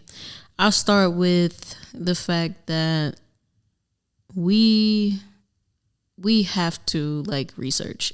I believe in the verse that says, "Seek and ye shall find, ask and ye shall receive." The one thing it says God does not withhold from us, and he gives freely. Not just the one thing, but a thing is wisdom. You know what I'm saying? To know that you don't know something is powerful. You know what I'm saying? Yes. To understand that, I think we have to continue to ask questions, like, because if we just accept, or if we just like go hide away and don't challenge the status quo, like, it's gonna keep getting worse. Things are gonna keep being how they are. Like, to me, like, when I see movies and shows, it's not entertainment for me anymore. Like, you know what I'm saying? Yes. It's like something is being said, and I should predictive programming, subliminal messages, and stuff like that. Yeah. And you have to understand, like, the people that run the world, and it's not the people that you see on TV. If anybody that you see on TV and you think runs the world, no, because you're already compromised as soon as you're seen. And there's a reason why there are secret societies, to keep secrets away from the public. Yeah. And like you said, wisdom is free. I brought up a quote from one of my favorite books, The Kabbalion.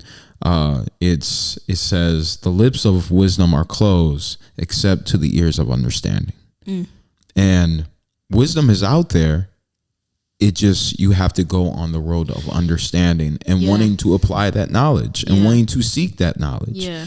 Sometimes that comes with a journey. It's not, there are times where it will find you right on the spot. And there's some times where you have to essentially earn it in a way. You have to go through trials and tribulations. And I think, like, where I'm kind of going with the whole, like, spirituality and like artistry, spirituality, like, really just life, you know what I'm saying, is that man, my bad, I'm trying to see how exactly I want to say this. No, you're good, but, like, I'm just trying not to get banned. Me either. Like, you know what I'm saying? Don't cancel Girl Bravo. But it's like, so this is the thing. I love where I'm from. I love the people. I appreciate the time that we're in, you know, especially being in America, a free country, you know what I'm saying? We were born in this time for a very reason, because we're needed in this time. Exactly. It's like, but if things don't benefit me, like, if one thing I had to talk about with a friend was, like, God says that we shouldn't owe any man. You know what I'm saying? Like, the promises of Abraham. Like, you know what I'm saying? Like, where is that? Like, you know what I'm saying? Let's ask these questions. Like, can you go deeper into that? Like, so remember I was saying, like, you're in, my bad, I'm trying to think of the word. Don't hurt yourself. No, thank you. I'm trying not to. But wealth is your divine birthright. And I've heard a couple of people say that. I say abundance, but wealth, abundance, same thing. Yeah. Abundance is your divine birthright. But it's like, they know that. And with that, I think have kind of extorted a people, or did I say that right? Have kind of taken advantage of a people who are less knowledgeable of certain truths of, you know, what we call our society. And I think that it's keeping us in bondage and keeping us away from that inheritance. It's keeping us powerless. It's keeping us hopeless in a sense, like, and accepting of things that we don't agree with, like taxes. I'm just saying, like, shout out, hey, if you do need your taxes done, hit up her husband. Yeah. Shoot, like we doing credit repair and financial advisory and stuff, because it's like I need to talk to you about that. hey, for sure, yeah, like because there are ways, like, and so with the deeper version of what I'm talking about is going to come with something called status correction. So like people can do their research on that, and kind of that's a whole nother like part-time job, learning about that in itself. But on the other end, because people are that sometimes saying that is new to people, and there's this cognitive dissonance that comes with this whole other side of life, you know what I'm saying, of information, that is really hard to digest at times. And like, because it's something that you can't really wrap into just words. It has to be experienced. Yeah. And so like there are other things, if people aren't ready or don't want that per se, like there are ways to still like take control of your life, your finances, you know what I'm saying? And to actually just have a better life in the States. And that's the freaking codes and statutes, like, you know what I'm saying, consumer laws. Like, this is how you get stuff off your credit report, like knowing these laws, because they are set up for consumers. Like they're set up to help you to get what it is that you need to utilize the credit that you're given, you know what I'm saying? So like, you know what I'm saying, like it's a lot that goes into it. But yeah, just wait till we get these social credit scores, or that reality that they want us to accept. I'm not accepting it. Like, I'm good. See, and that's the thing though. That's the thing, that there's a look up what it means to be like a citizen versus like a national, like to have a nationality. Somebody told me this. Yeah. Somebody said this. This was like years ago. Yeah. Because in like what rights do citizens have? Like people gotta, like, I'm saying this stuff so that people could go do their own research, you know what I'm saying? Because with even status correction, there isn't like one size fit all. You know what I'm saying? It's a thing that you do have to understand. Like, indeed, how does this apply to me? Not only me, but my family, my people, my household. Like, you know what I'm saying? And like, it's a very beautiful thing though, once you do understand it and you do understand your divine birthrights, and when you do understand like truth and, you know, what is the meaning of life for you, like, you know what I'm saying? Indeed. It's beautiful. But like I said, there's the other side, because status correction is like a nationality, like that's really deep. But the thing, like if people want to know like how to like get results, like definitely start looking into those consumer laws, talking to like consumer lawyers, because it's something called this is a gem. It's something called securities. Yes. They securitize a lot of things that you apply for credit for. Okay. And you got to look into that too. Like, man, it's so freaking deep. Like, court cases are securitized. Like, yeah, you don't learn any of this in school. No. In schools, I'll get back to that. Yeah. Because look at it this way. If that's a rabbit hole. If abundance is your divine birthright, right? Mm-hmm. You have to know how to steward and how to take care of that abundance, that wealth, or whatever it is. You have to know how to basically be your own banker. Like, you know what I'm saying? Facts. And so if that is the case, then why would they teach you financial literacy? Like, and capitalism is about competition. Right. They put you in school because they don't want you to be a thinker. They Right. want you to be a worker. Exactly. John D. Rockefeller, by the way. Yeah. Yeah. Yeah, seriously. So it's like with being in the school system, like a lot of us feel like we're failing as adults because we're not taught the essentials that we need to actually have a good life.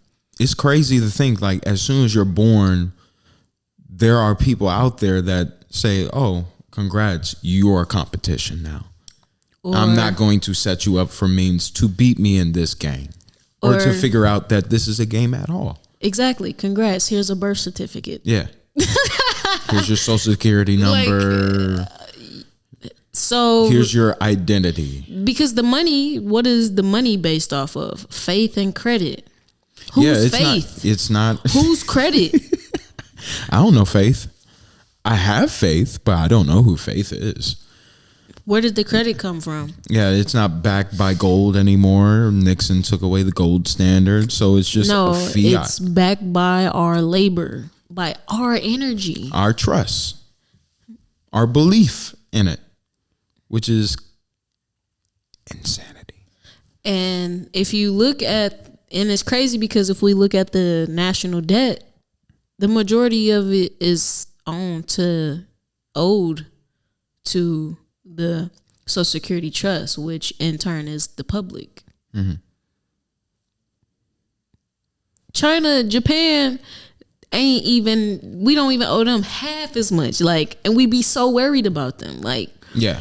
Why are we not worried about us? Like, God, we owe so much, and then we give a lot of our money to Israel, Ukraine, and they don't even get taxed. Like, none of that money that we sent is taxed. But we get taxed. One little transaction, a $10 transaction on Cash App. Excuse me. Are you gonna put that? Are you gonna write that down? Yeah. I'll see you in April. I'm taxing your check like probably 3-4 times with a couple of different tax.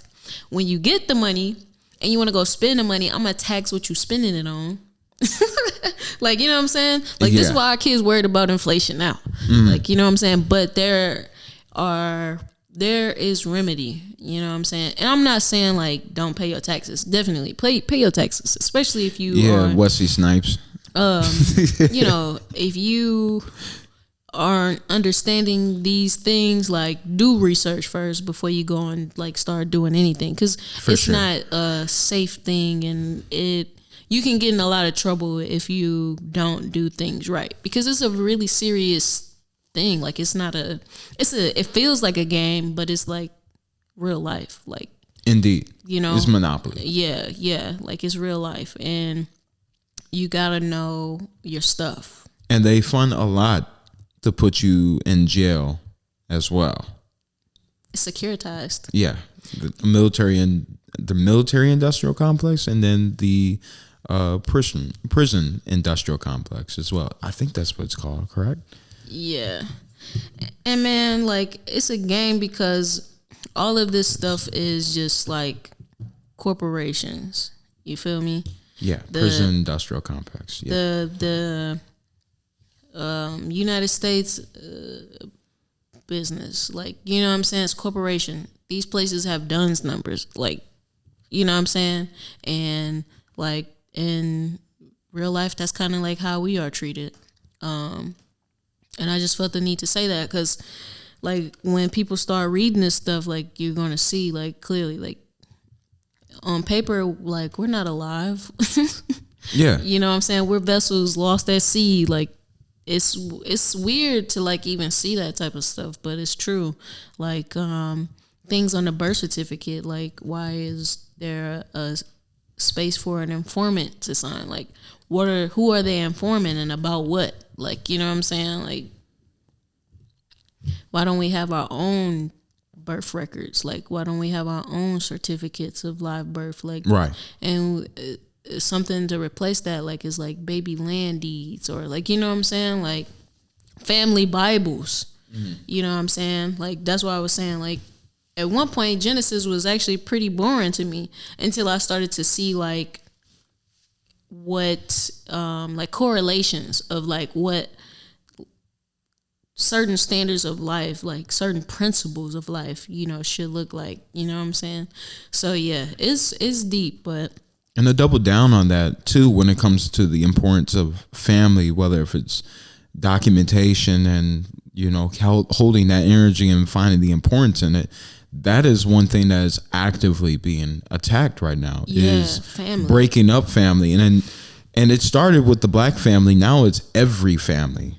No matter what color, no matter what background you have, no matter what it is, it's like you're breaking up the family. There's more people that feel like they're not suitable to have children, or they don't even want to have children anymore because of the way the world works. And also there are some people out there where it's just like me. Yeah.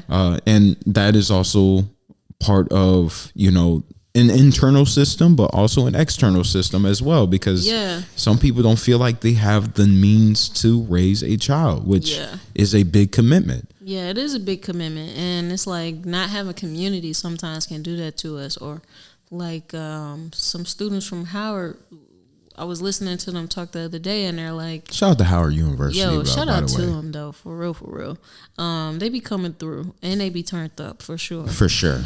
But they, some of the youth from Howard felt like, you know, it was kind of like a every man for himself type of race. You know what I'm saying? Yeah. And it's like, it shouldn't be like that. No. It shouldn't be like that at all. Like, I don't even agree with like parents kicking their kids out of the house at 18. Like, there's so many people on social media that I see, just especially back then when I had like an abundance of followers and everything. Like, no, I don't even care. Like, I want you to follow me for what I represent rather than me and my validation, because I don't care. Yeah. So many people that had on their bios or put on their story, like trust no one. And just like that culture is just expanding, and we're seeing how that's affecting the youth. Yeah. And not just the youth, but everybody, but especially the youth, because those are the people that are going to be here tomorrow. And then taking that into a space like COVID. Man. You know, like, what does that do for our communities? That's why I was so blessed to have that space with my two younger brothers. So. Yeah. Hey, do you mind real quick? Can I use the restroom? Yeah, for sure. Where's it located? I got you. BRB.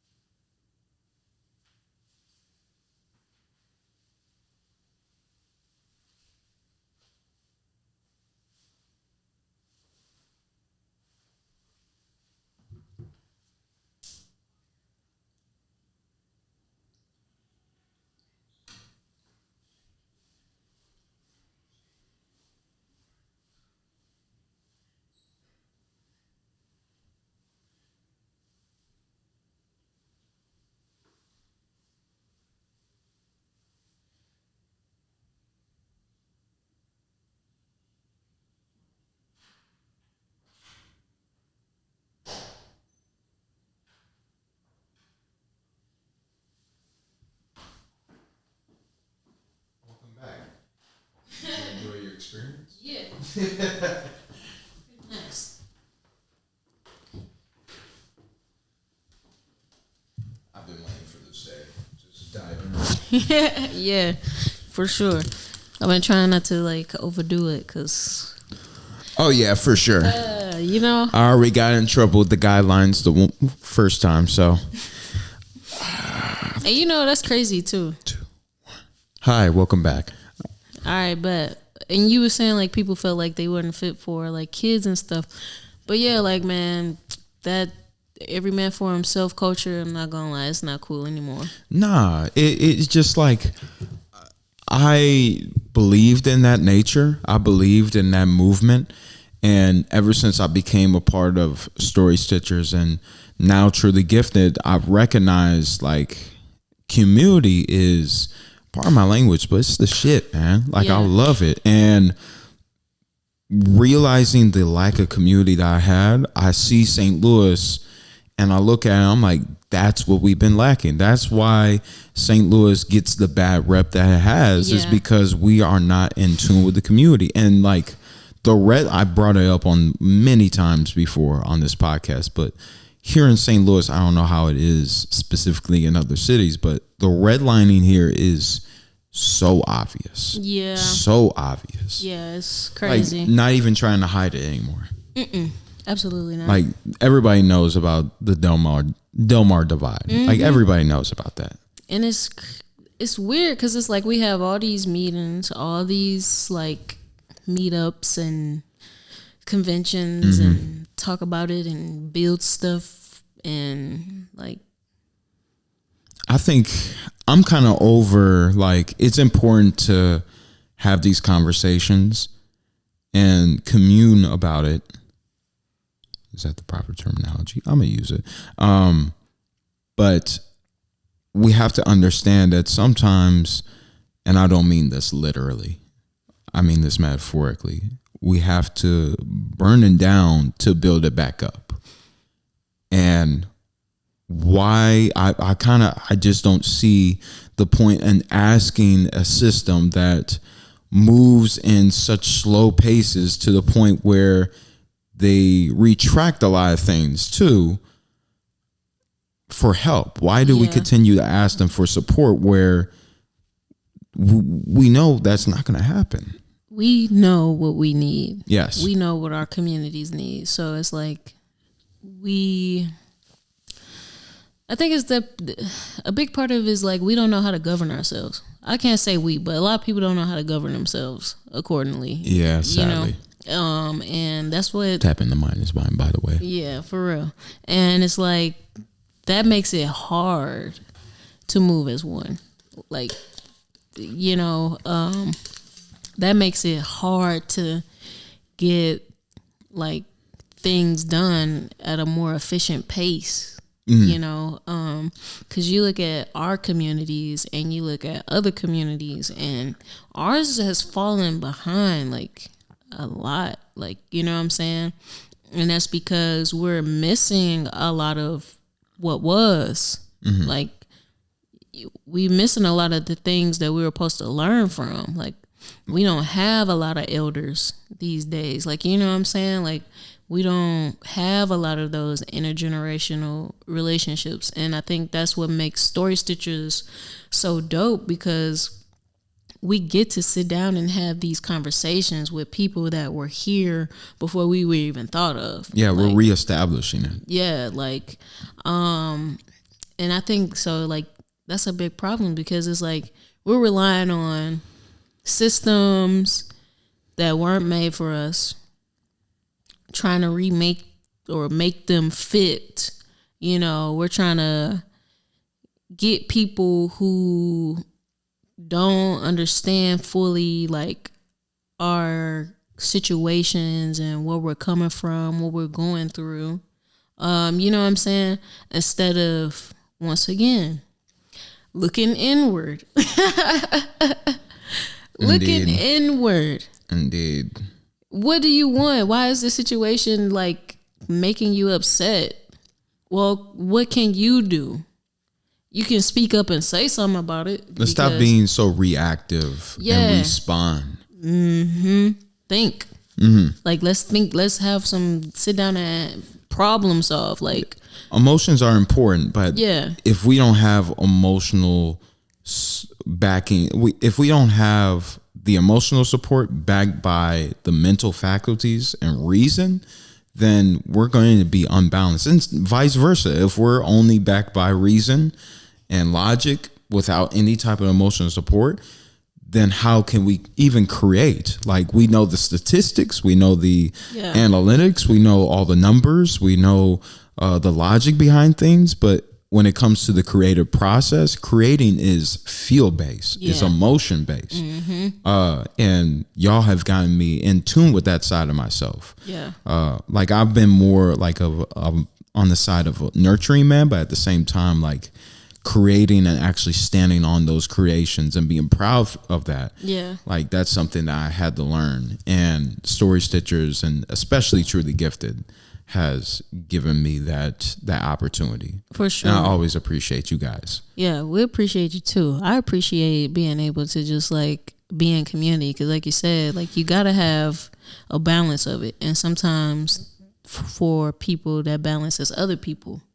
You know what I'm saying? Like, you don't, if I know that I'm like really strict, I'm going to look for people that help me like be a little bit looser, like that have like a different perspective than I do. Like, you know what I'm saying? So I can make sure that what God is trying to do through his people is happening. You know what I'm saying? Because I do feel like we are walking into like new territory.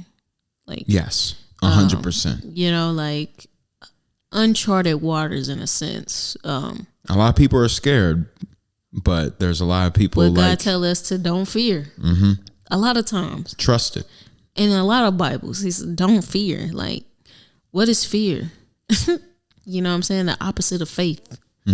Because fear, you imagining something that ain't real. Well, with faith, you imagine something that hasn't happened yet. Yes. You know what I'm saying? And I got into the point where if I feel fear, instead of being like, I'm like, all right, bet. Let's be best friends. Let's figure this out. You have to be best friends with your biggest enemy, which is yourself. Yeah. Yes. Keep your friends close, but keep your enemies closer. And the biggest enemy of all is you. Yeah, literally. And it's crazy because the other night I had like to have that talk with myself again. Like, the biggest thing you should be fearing, like, you shouldn't fear these outside sources. Like, the biggest thing you should be fearing is yourself. Like, stopping yourself, getting in your own way. Yeah, exactly. Exactly. So yeah, I don't know where I was going. I don't know where I was with that. I did want to bring up something because it crossed my mind earlier today. So I do work in pest control. I did catch me a mole today. Yes. I'm not really one for killing nature, but I mean, it's part of the job description. So, sorry to that mole. Yeah, sorry, mole, but hey, you messing up somebody's yard. But I do service schools, so I just go in and I treat the kitchen. But it's interesting going into schools because I go into elementary, intermediate, middle, and high schools, and knowing that they all have the same layout. And I was talking to Maliki about this too. I was like, for a good portion of our lives, we were dictated by bells. Like that was our schedule. Like we were scheduled by bells. Or if we had one of those teachers where they said the bell doesn't dismiss you, I'd dismiss you. Yeah. We all had those teachers. Definitely. But at least one. It's still so crazy to recognize that, like, my life was scheduled by bells, was scheduled by a system, and I didn't really have a say so for real. I kind of envy Akira for that because she was homeschooled. Yeah. I was like, dang, I wonder how that felt. It's good and bad to all of it. For sure. Yeah, for sure. Because I've grown up with some people that was homeschooled before too, but I actually would kind of prefer it to be for real. Yeah, as long as like you're still getting your knowledge from a reliable source. Yeah. But also, like, when it comes to school, I was big on history, and I still love history. History is like one of my favorite things. Yeah. But the biggest issue that we face when it comes to history is that break down the word history, his story. So we're learning the story of the victors rather than everybody involved. Mm-hmm. And that is where a lot of things Very go narrow. wrong. Yeah. And also when it comes to schools, the same people that design schools design prisons. So it's like mentally, I'm putting you in a prison right now. And if you end up in actual prison, then the prison industrial complex Then benefits I get to from make, that. Right, even more money off Yeah. of you. Regardless of where you go, in the eyes of capitalism, in the eyes of the powers that be, you're still a dollar sign. Before a human being, you're still a consumer. Citizen. Yes, indeed. Hold on 1 second. No, you're good. Take your time. Take your time.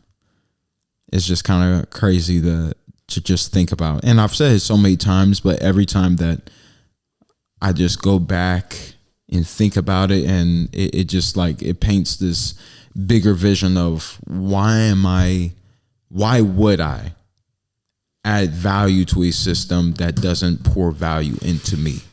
Yeah. And that goes not just for the system, but that goes for friendships, that goes for individuals, that goes for certain activities. Different corporations. Yeah. If you don't find value in it, or it doesn't pour value into you, then why are we in this relationship?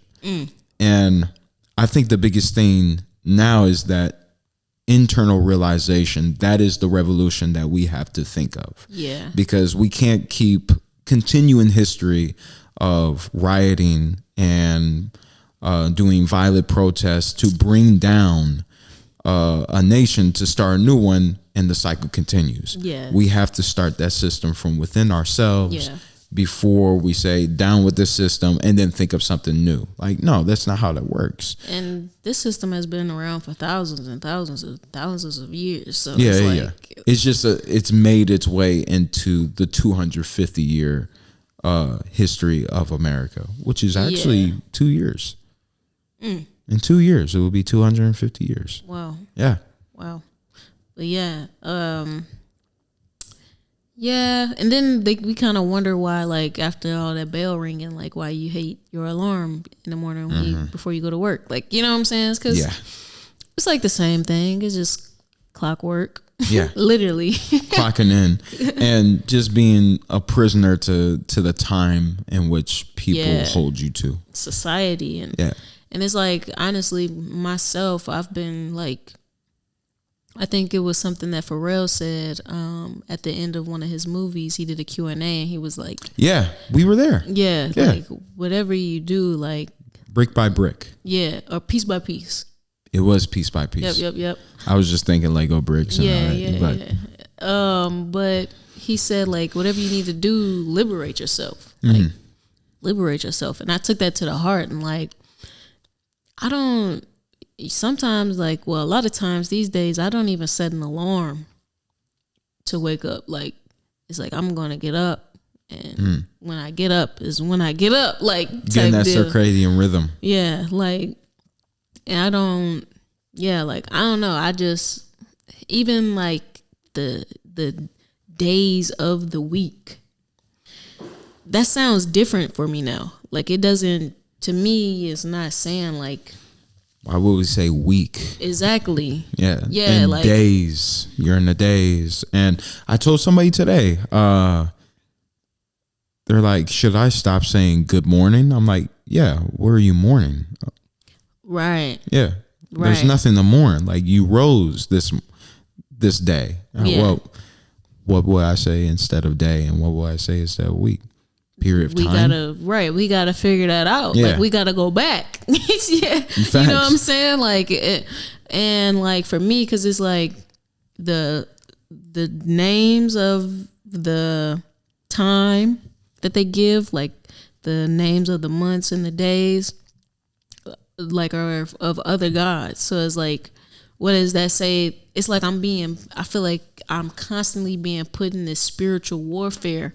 You know what I'm saying? Where I'm having to make changes and liberate myself from what we may see today as some of the smallest things, but it makes a big difference spiritually, and that's going to translate physically for me. Like, you know what I'm saying? And so it's like, I think community has helped me to seek that out for myself. Like seeing other people, like be free with who they are, you know, and seeing other people like have some of the same conclusions, not even a part of the same religion per se, you know, has helped me to like really get a better grasp of like what it is I'm doing. What am I saying? Like literally, what am I saying?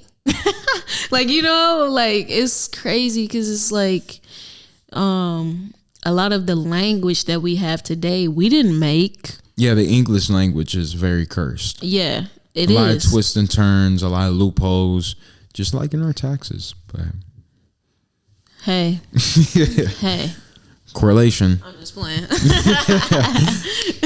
No, that was good though. But yeah, man, it is. And I don't know, like you said, the power of life or death are definitely in the tongue. And I think that's another thing. We have to start just asking questions, thinking before we speak, you know, because we could be cursing ourselves and you could have been on the verge of a breakthrough, but you just talked yourself out of it. Like, you know what I'm saying? Yeah. Yeah, it's man. like when you're digging for gold and you stop like 1 feet away from that prize. It's like you almost had it. And I feel like that's what's happening with this new territory that we're going into. It's like, it's not going to be easy. Nothing that's worth having is going to be easy. I've been seeing so much on my feed saying like these problems are meant for you. Yes. It's not meant for you to run away. It's meant for you to evolve, because you can't evolve without friction. Exactly. What was it? 2023. I think I lost my car. Like somebody stole my car. It was when the Kia Boys was happening. That whole situation I felt like was hell. But when I got on the other side of it, it showed me like the same skills you needed to stand up for yourself and get this insurance paid and get this, like, that's the same energy you're going to have in this new age or new season that you're walking into. You got a nice car now. I do. Absolutely. Thank you. Thank you, God. Like, you know what I'm saying? Because if I would never got the wisdom, I wouldn't have. And it's still like a lot of things that I feel like I'm having to understand, and get For to sure. know. You know what I'm saying? But like, yeah, like it took that whole situation was like almost a half a year. And while I didn't have that car, I'm still forced to pay the note. That's not equitable. That's not even morally right whatsoever, especially like knowing what I know now. Like, what do they call that? Dang. There's a word for that. And it's bamboozled. What is that word? There is a word for that. No,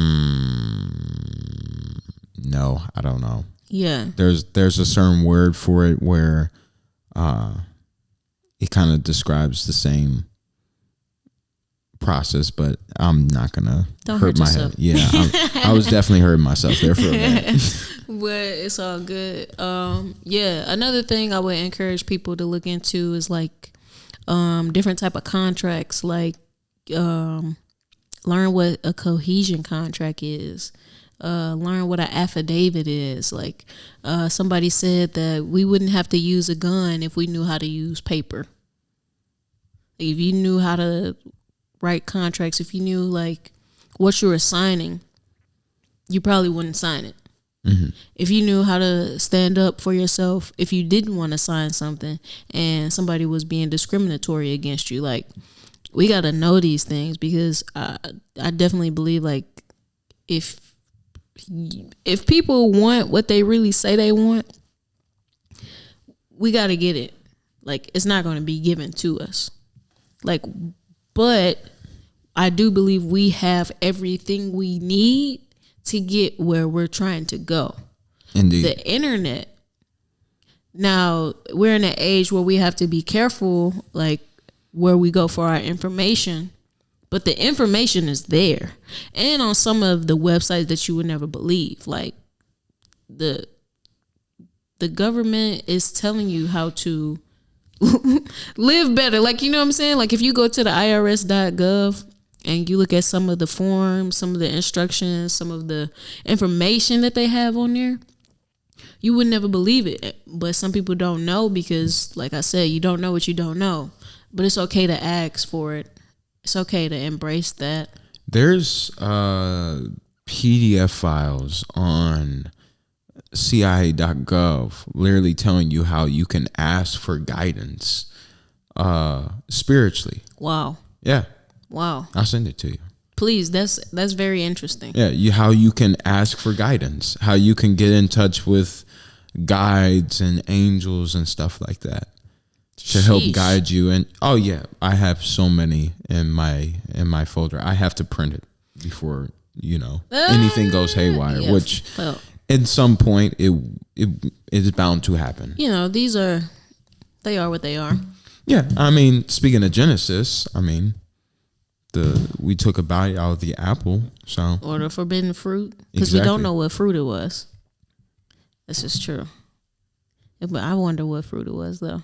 Because have you heard of the story with the papaya? Papaya. I wouldn't be surprised. Have you heard of the story with the Israelites when they were coming out of Egypt, how God provided them manna? I don't think so, no. So manna, this is mysterious. Like, I don't even know what it is. And he told them, like, something else that made me very curious about what it was is because at one point he told them, if you want it to be something delightful, then it will be. Like, basically, you just gotta. And for them, it's probably like, what? Like, you think I'm just gonna imagine, like, for us, like, you think I'm just gonna imagine a slice of pizza and it's gonna taste like pizza? Right. And I think that whole thing was still a test of faith. And I think this season that we're in is definitely going to be a test of faith. Like, what you say you want, do you really want it? Or are you going to back down when it gets too hard, when you hear no, when you get denied and rejected? Like, or are you going to keep educating yourself, keep fighting? Rejection is redirection. Exactly. And I had to learn that the hard way, but it's learned. As long as we learned it, yeah, that's all that matters. Yeah. Because there's people that are still going through the same lessons that they went through in middle school and high school and college, and now they're grown and they still go through the same thing. And this goes back to something I learned something that was realized on Monday. Have you heard the concept of time is not linear, time is a circle? Yeah. And all lessons that have ever been learned have already been experienced before. Mm-hmm. So essentially, it's an endless loop. Yeah. And I don't know how you feel about the concept of reincarnation and samsara and stuff like that, but that kind of touches on it, where if we don't learn these lessons in a certain lifetime, you get reincarnated to learn those lessons again until you get that right. And even if you don't believe that in reincarnation, it still unfolds in this lifetime. Yeah, I believe that. Like, so me personally, I don't like believe in like reincarnation, but like I do believe in like the circular motion of time for sure, and like lessons, like. And I think that maybe where that what goes around comes around kind of came from. Yeah, you want to not get stuck in the circle. You don't want to get stuck in that wheel. Just because the wheel is there, you have to understand that light within you created that wheel. Yeah, and it's like, I'm sorry, it's so crazy because it's like I was telling you, like just seeing these people and remembering these experiences from years ago, like being reminded of these things, is showing me like those tests, those lessons that I learned. Like, look here, like You know what I'm saying? Like, this is your reminder, like, so that you don't have to go through it again. And I think, it's good to like look at like how far you've come, but also like how far you have to go. Yeah. And I was actually very pleased when I realized like how far I've come, and definitely some things to still work on.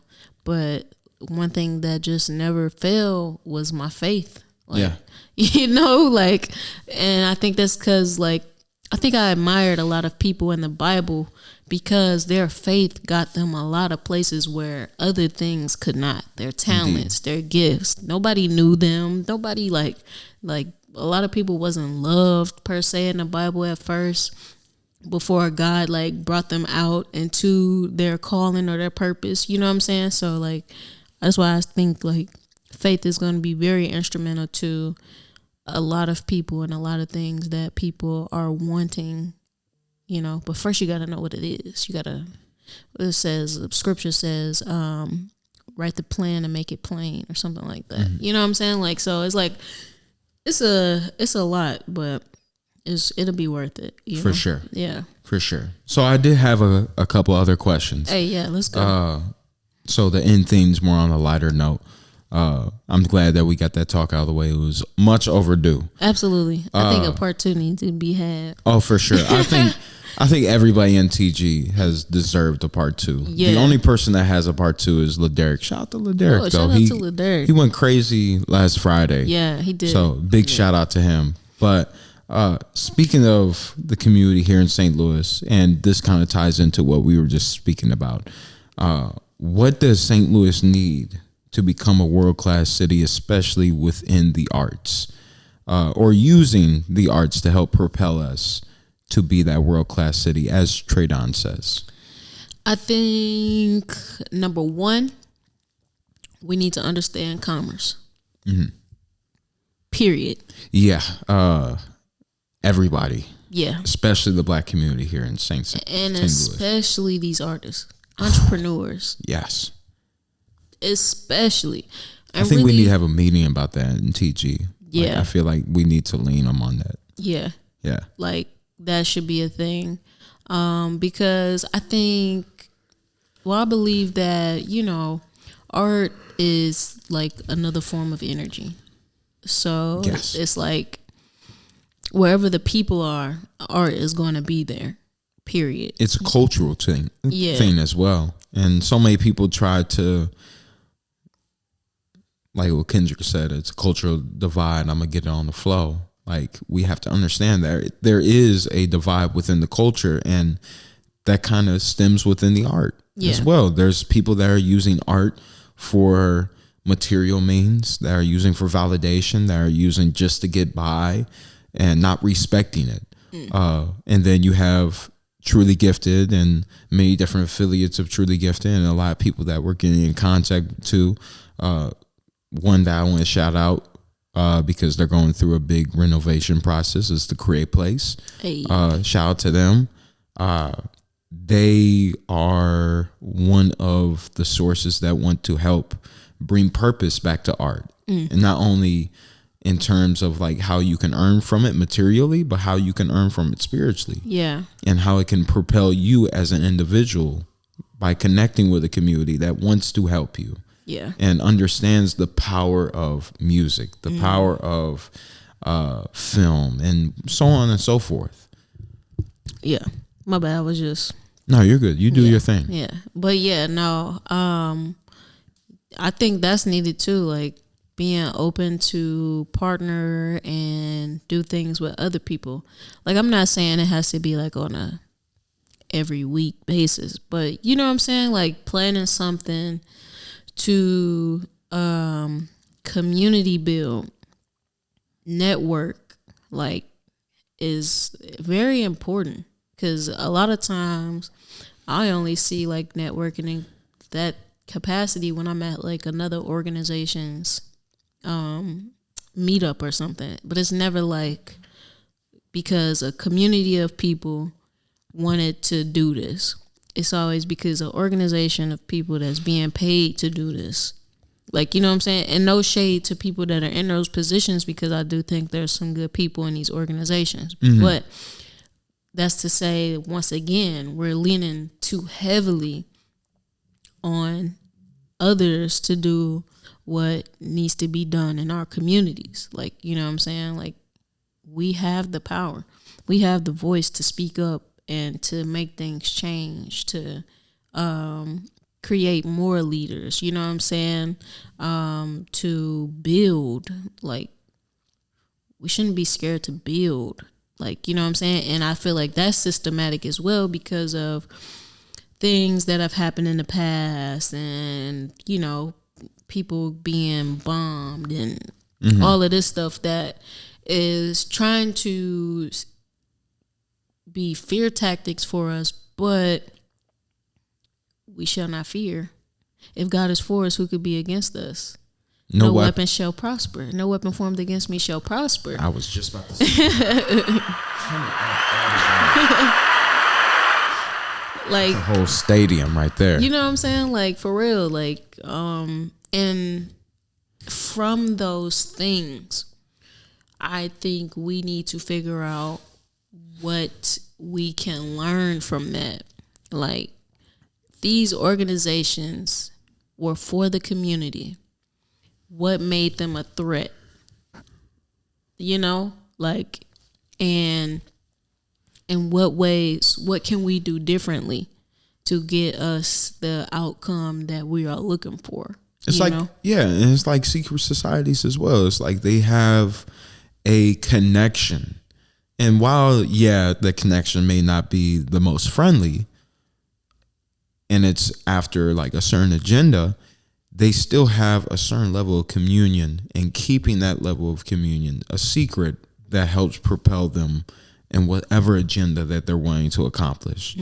So even they understand the importance of community. Yep. So why can't we do that, but be open about it? Why do we have to keep secrets? We don't have to keep secrets. We can share this amongst the youth, amongst the well-established, amongst the people that aren't established at all, amongst the people on the streets. Yeah. Like, we shouldn't have a system where we have more than enough wealth and also more than enough awareness, more than enough people understand that homelessness is an issue, that drugs have become an issue, that divorce has become an issue, and that there's so many different fronts that are being attacked, but a lot of people aren't willing to step up to do that in ways that haven't been done before. You know, it's so easy to resort back to certain things that we've been doing for over 60 years because it's been done before. We know what it looks like. But like I said, it takes a certain breed and a certain level of faith and courage to be able to burn it down and build it back up into something completely new, starting from within yourself, which is the hardest part. Yes. But it's the most vital. Because that's where God lies. Exactly.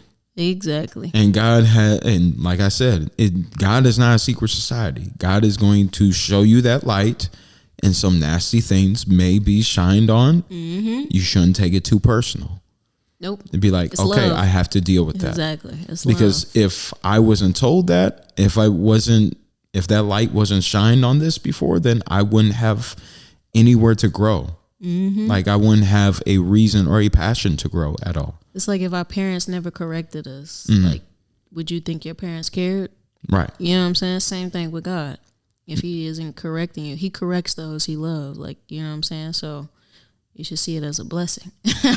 But again, you can lead a horse to the water, doesn't mean the horse is going to drink. Exactly. So do your own research. Of course. But is there any other way that you feel like St. Louis can be uplifted?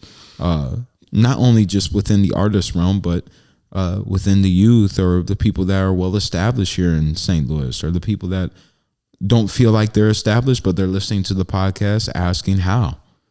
I think, like I said, community, knowing about commerce, educating yourself, like, even on things like probably from this podcast or other people that you've heard say, like, don't just take it verbatim.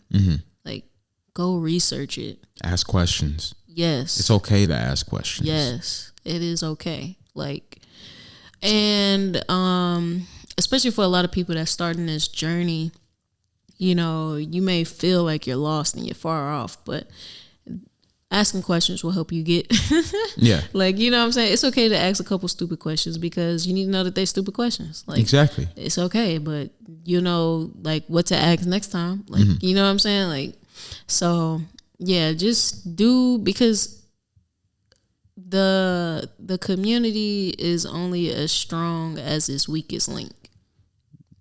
So while we are picking each other up, we need to be picking ourselves up. Exactly. And like Indeed. you said, it starts with you first. Like, literally. If you don't know how to love yourself, you don't know how to tell somebody else to love you. And you're probably not going to have the capacity to love somebody else in a healthy way. You know what I'm saying? So Indeed.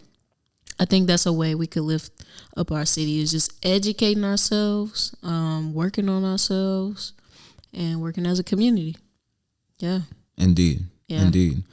Before I get to this last question, what inspired the name Girl Bravo? Because this is new, Absolutely. essentially. Well, like, are we even a month in? It's new to the public, Okay. but it's been a thing. Like the story I was telling earlier about Bravo Damo. Okay. That's my big homie. So the rank he gave me was Girl Bravo. Understandable. Yeah, Okay. Got you. And so like, you're just fully like embodying embracing it everywhere. Yeah. Okay. Got you. And it's like I said, because Krump and what I was doing correlated very well. You know, Christian hip hop artist. Krump is like this different type of genre, but it has like a lot of different aspects of like hip hop and rock. And It's so aggressive in its approach as well. So like that's why I'm like in this era, and it's been kind of hard. I'm not gonna lie. Like I feel like my sound is slept on for right now, and I feel like because it's not as upbeat, like as fast paced, it's not as like hard and raunchy as like Speaking of that, yeah. did you want to snip it? Oh, I could. Yeah, I actually could. Like it's not. Did you want to send it to me real quick? Yeah, I can. Bet. But yeah, you can continue talking too. I just thought about that and I was like, if you got something to share, I would love to show the world. Shout out to everybody that listens though. I appreciate you. You some real ones. Facts. Shout out to y'all.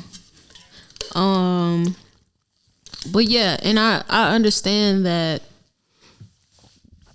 that's gonna happen. You know, it's not always a comfortable thing. It's not always a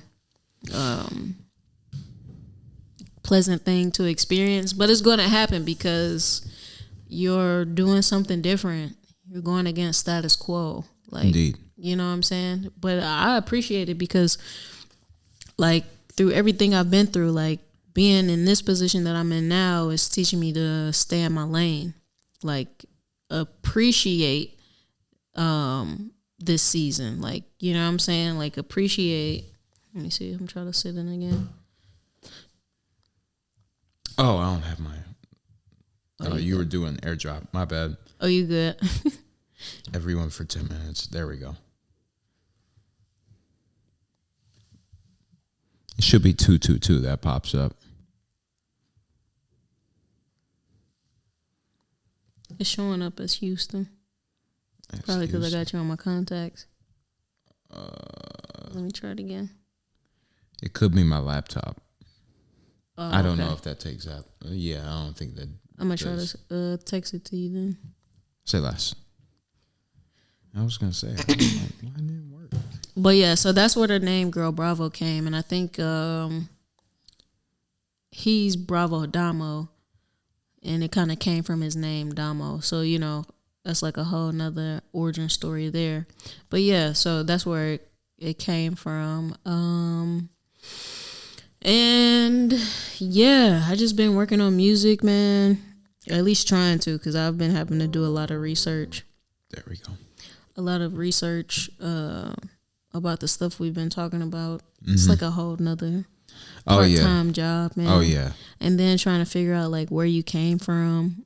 That's a whole nother job in itself. Like There's so much that there's to learn, but at least you recognize that. There's a lot of people that don't even know and don't even care because they're just like, man, if it don't help me get to the bag, then like it'll help you get to the bag not only materially but spiritually as well. Yeah. Like that's a bag that is going to reap benefits for you beyond today.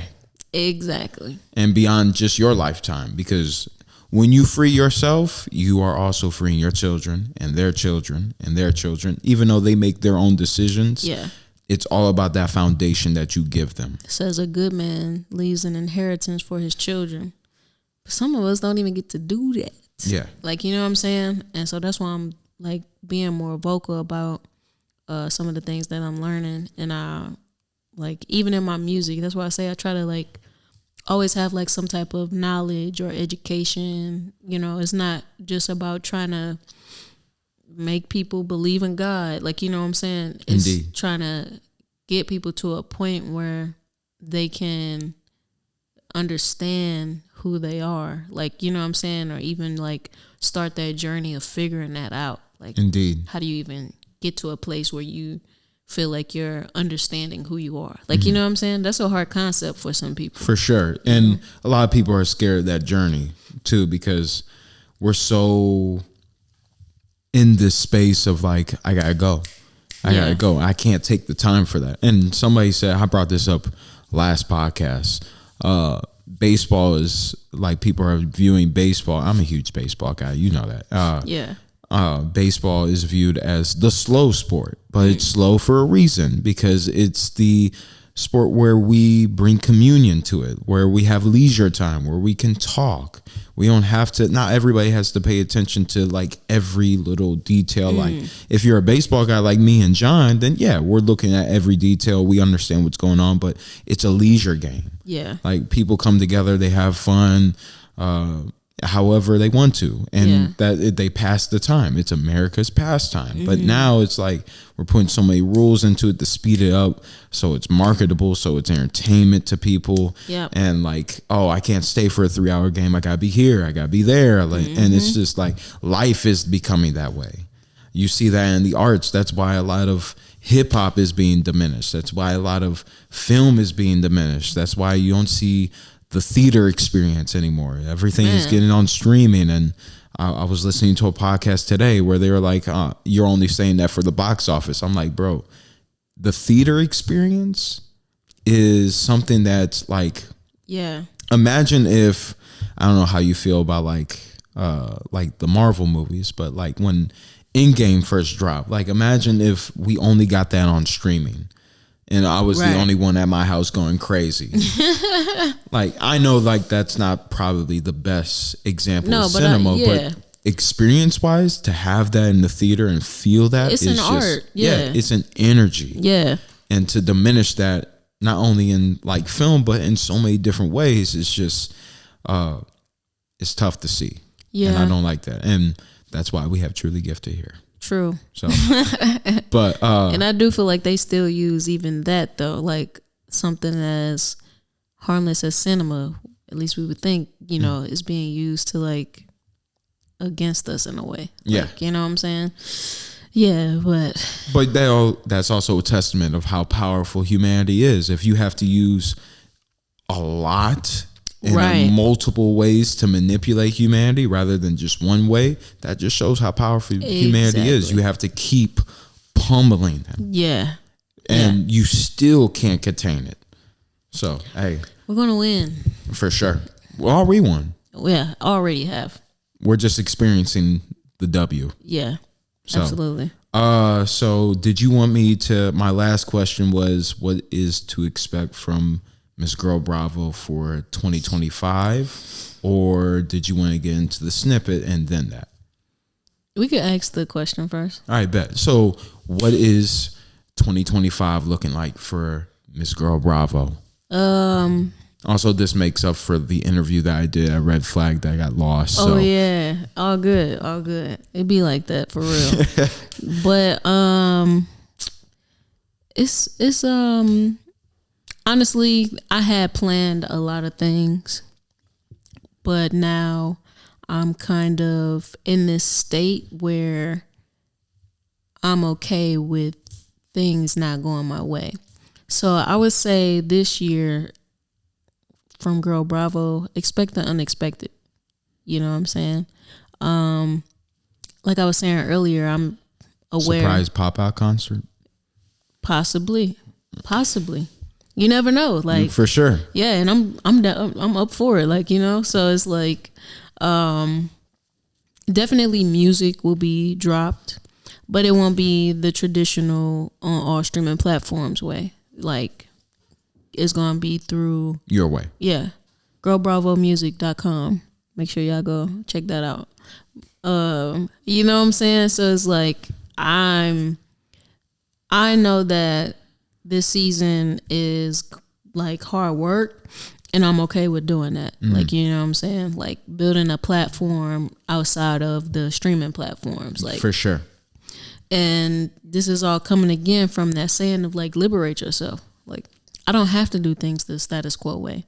So that's what people can expect. Like something different, something a little fresh, not a little, but We need to new. embrace the underground. Yeah. I think and I mean, we didn't really get to talk about the music, Man. but I mean, we picked some classics, the Untitled, Unmastered, which was very, like you said, very underground. Like nobody expected that, nobody asked for it. It's just B-sides, and they're still amazing. Yeah. But the reason why I went to the music is because I was going to quote Kendrick Lamar, is that he always seeks to have an underground sound in his music. Yeah. Even though he is a mainstream artist. So it's dope that you're following that trend and wanting to keep it underground, because that's where like the most raw music is. Like once you get into that mainstream, you can either elevate it through your own style, like Mr. Kendrick has, and very many other people have. Yeah. Or you can be like the mainstream and just trend TikTok. Yeah. Up to you, really. Yeah. I mean, and I don't knock anybody for whatever they choose. It's just you got to make sure that you're okay with it. You know Indeed. what I'm saying? And it's crazy you say Raw, because that's actually the name of the song, Too Raw. I see it. Why'd you pick that album, by the way, if you don't mind me asking? Because at one point, this album had a very heavily influence on my life. And Did you graduate in 17? 16. 16? Yeah. Okay, so you were 8th grade when this dropped? Because I was in 7th grade, I think. Probably like 8th grade. Yeah, this was 2012. Yeah, so like 8th, maybe about to go to 9th, whatever it was. But Oh, I was in 8th grade when this dropped, so you were in freshman. 9th, yeah. So yeah, that sounded about right. And at that point, it wasn't very positive. Like, you know what I'm saying? It was like kind of like this, like I was In your life? Yeah. Oh, okay. Like the album, but I still enjoyed it creatively. But now as an adult, I'm able to go back and listen to it and relate to it on a whole different level. Like, you know what I'm saying? And kind of see different aspects of the tape that actually helped people. Like one of my homies, well, a friend of mine said they got saved from this album. Like it saved their life. And for me, I had like not like a complete opposite experience with it, but like a more negative, like, and I think that's again on that self-reflection piece is like, was it because the music, or was it just reflecting the time period? I think it was the music had a certain influence on me as a young adolescent, you know what I'm saying?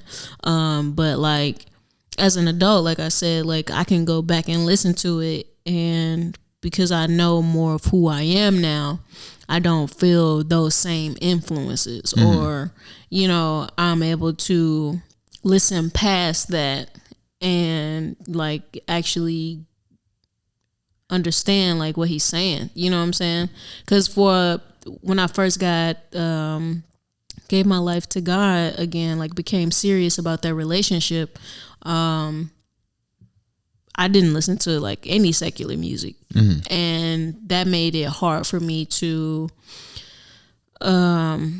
hear what people were saying past like the profanity and stuff. For sure. You know, but like being who I am right now and being able to go and listen to like these songs and these albums that really were held near and dear to me, like kind of just helped me to reflect back on those times again and appreciate like where I came from and who I am now.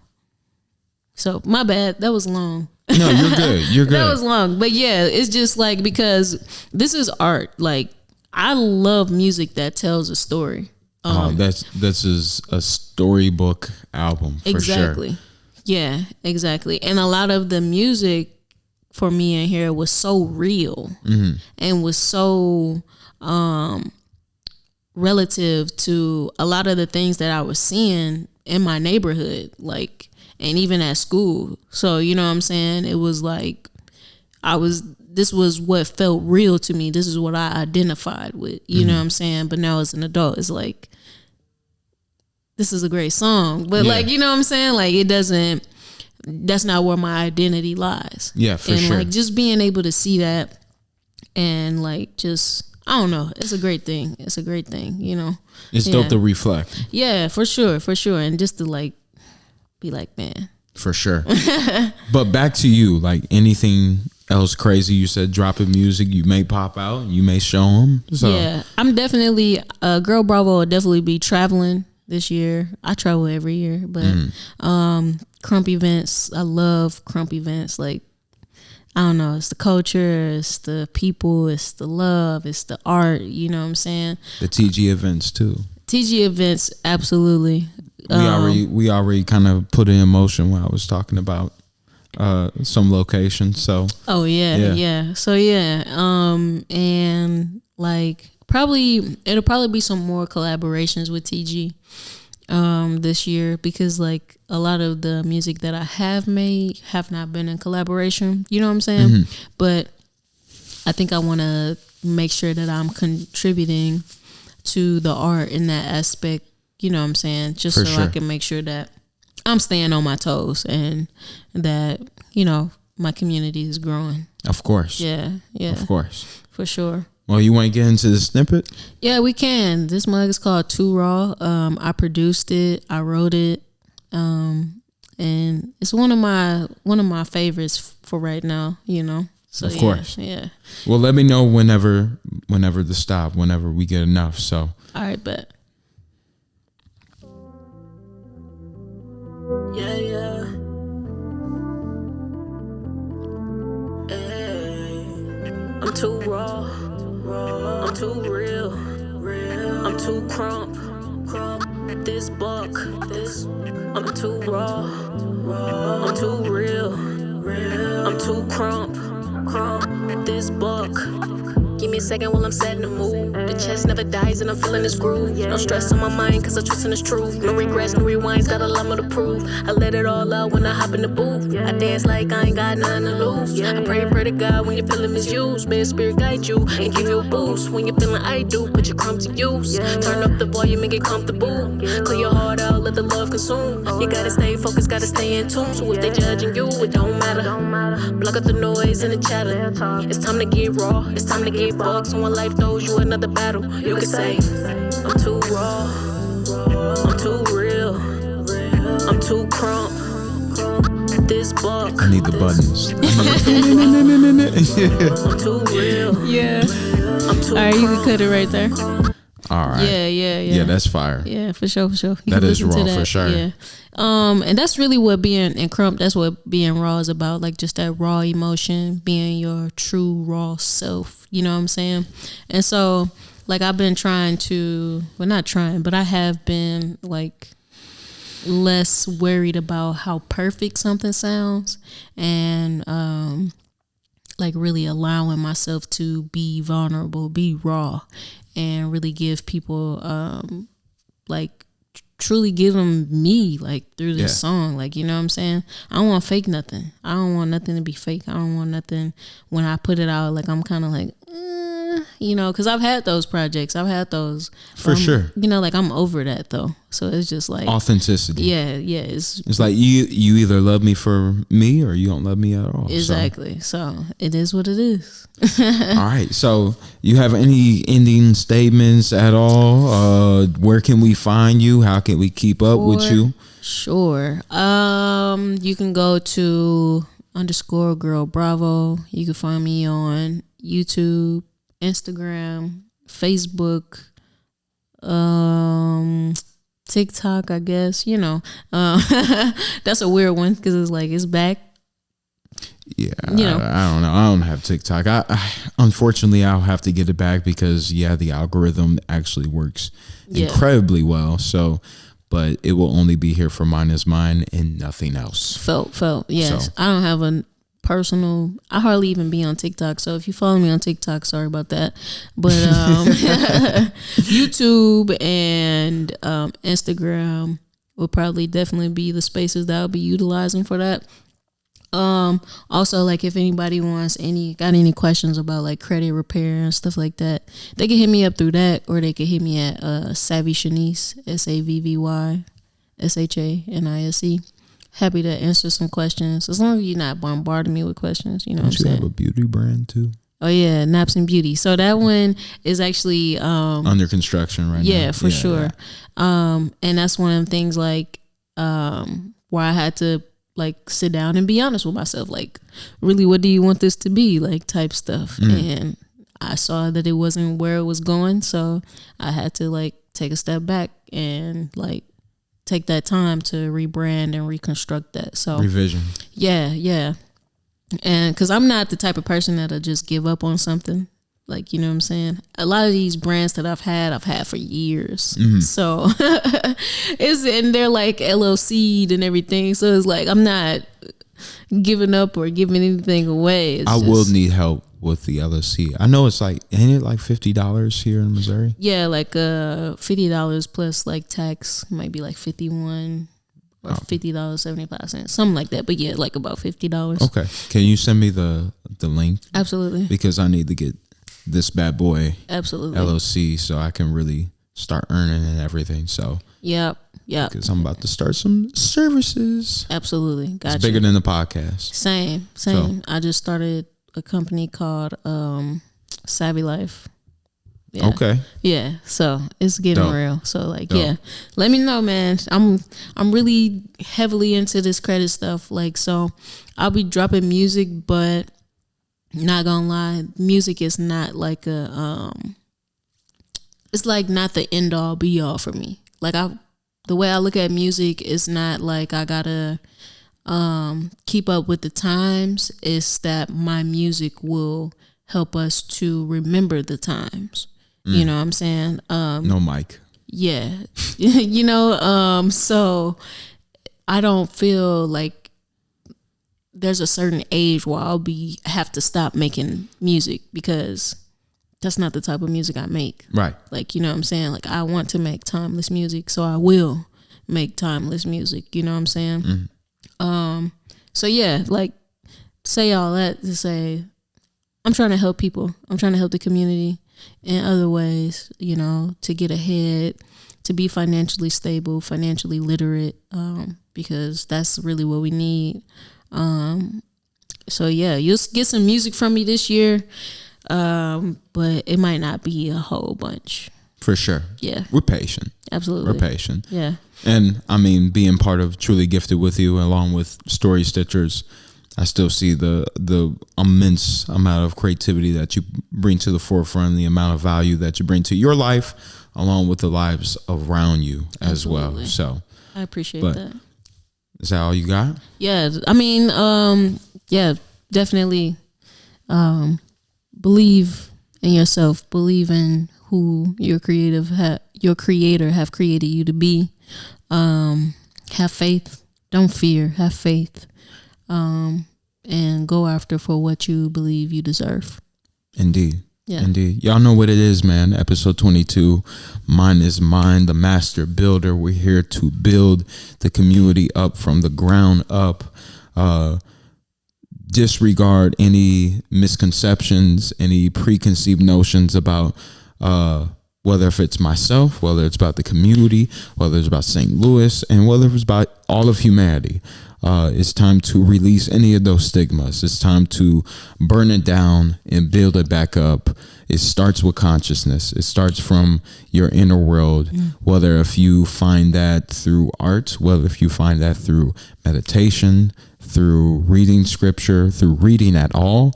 The biggest thing is self-knowledge is the key to bringing about the knowledge of the divine and the universe as well. So learn who you are. You learn that light within you, and you understand that light is divine. The light of consciousness is always there for you. So, yeah. Houston Himes, Girl Bravo. We out.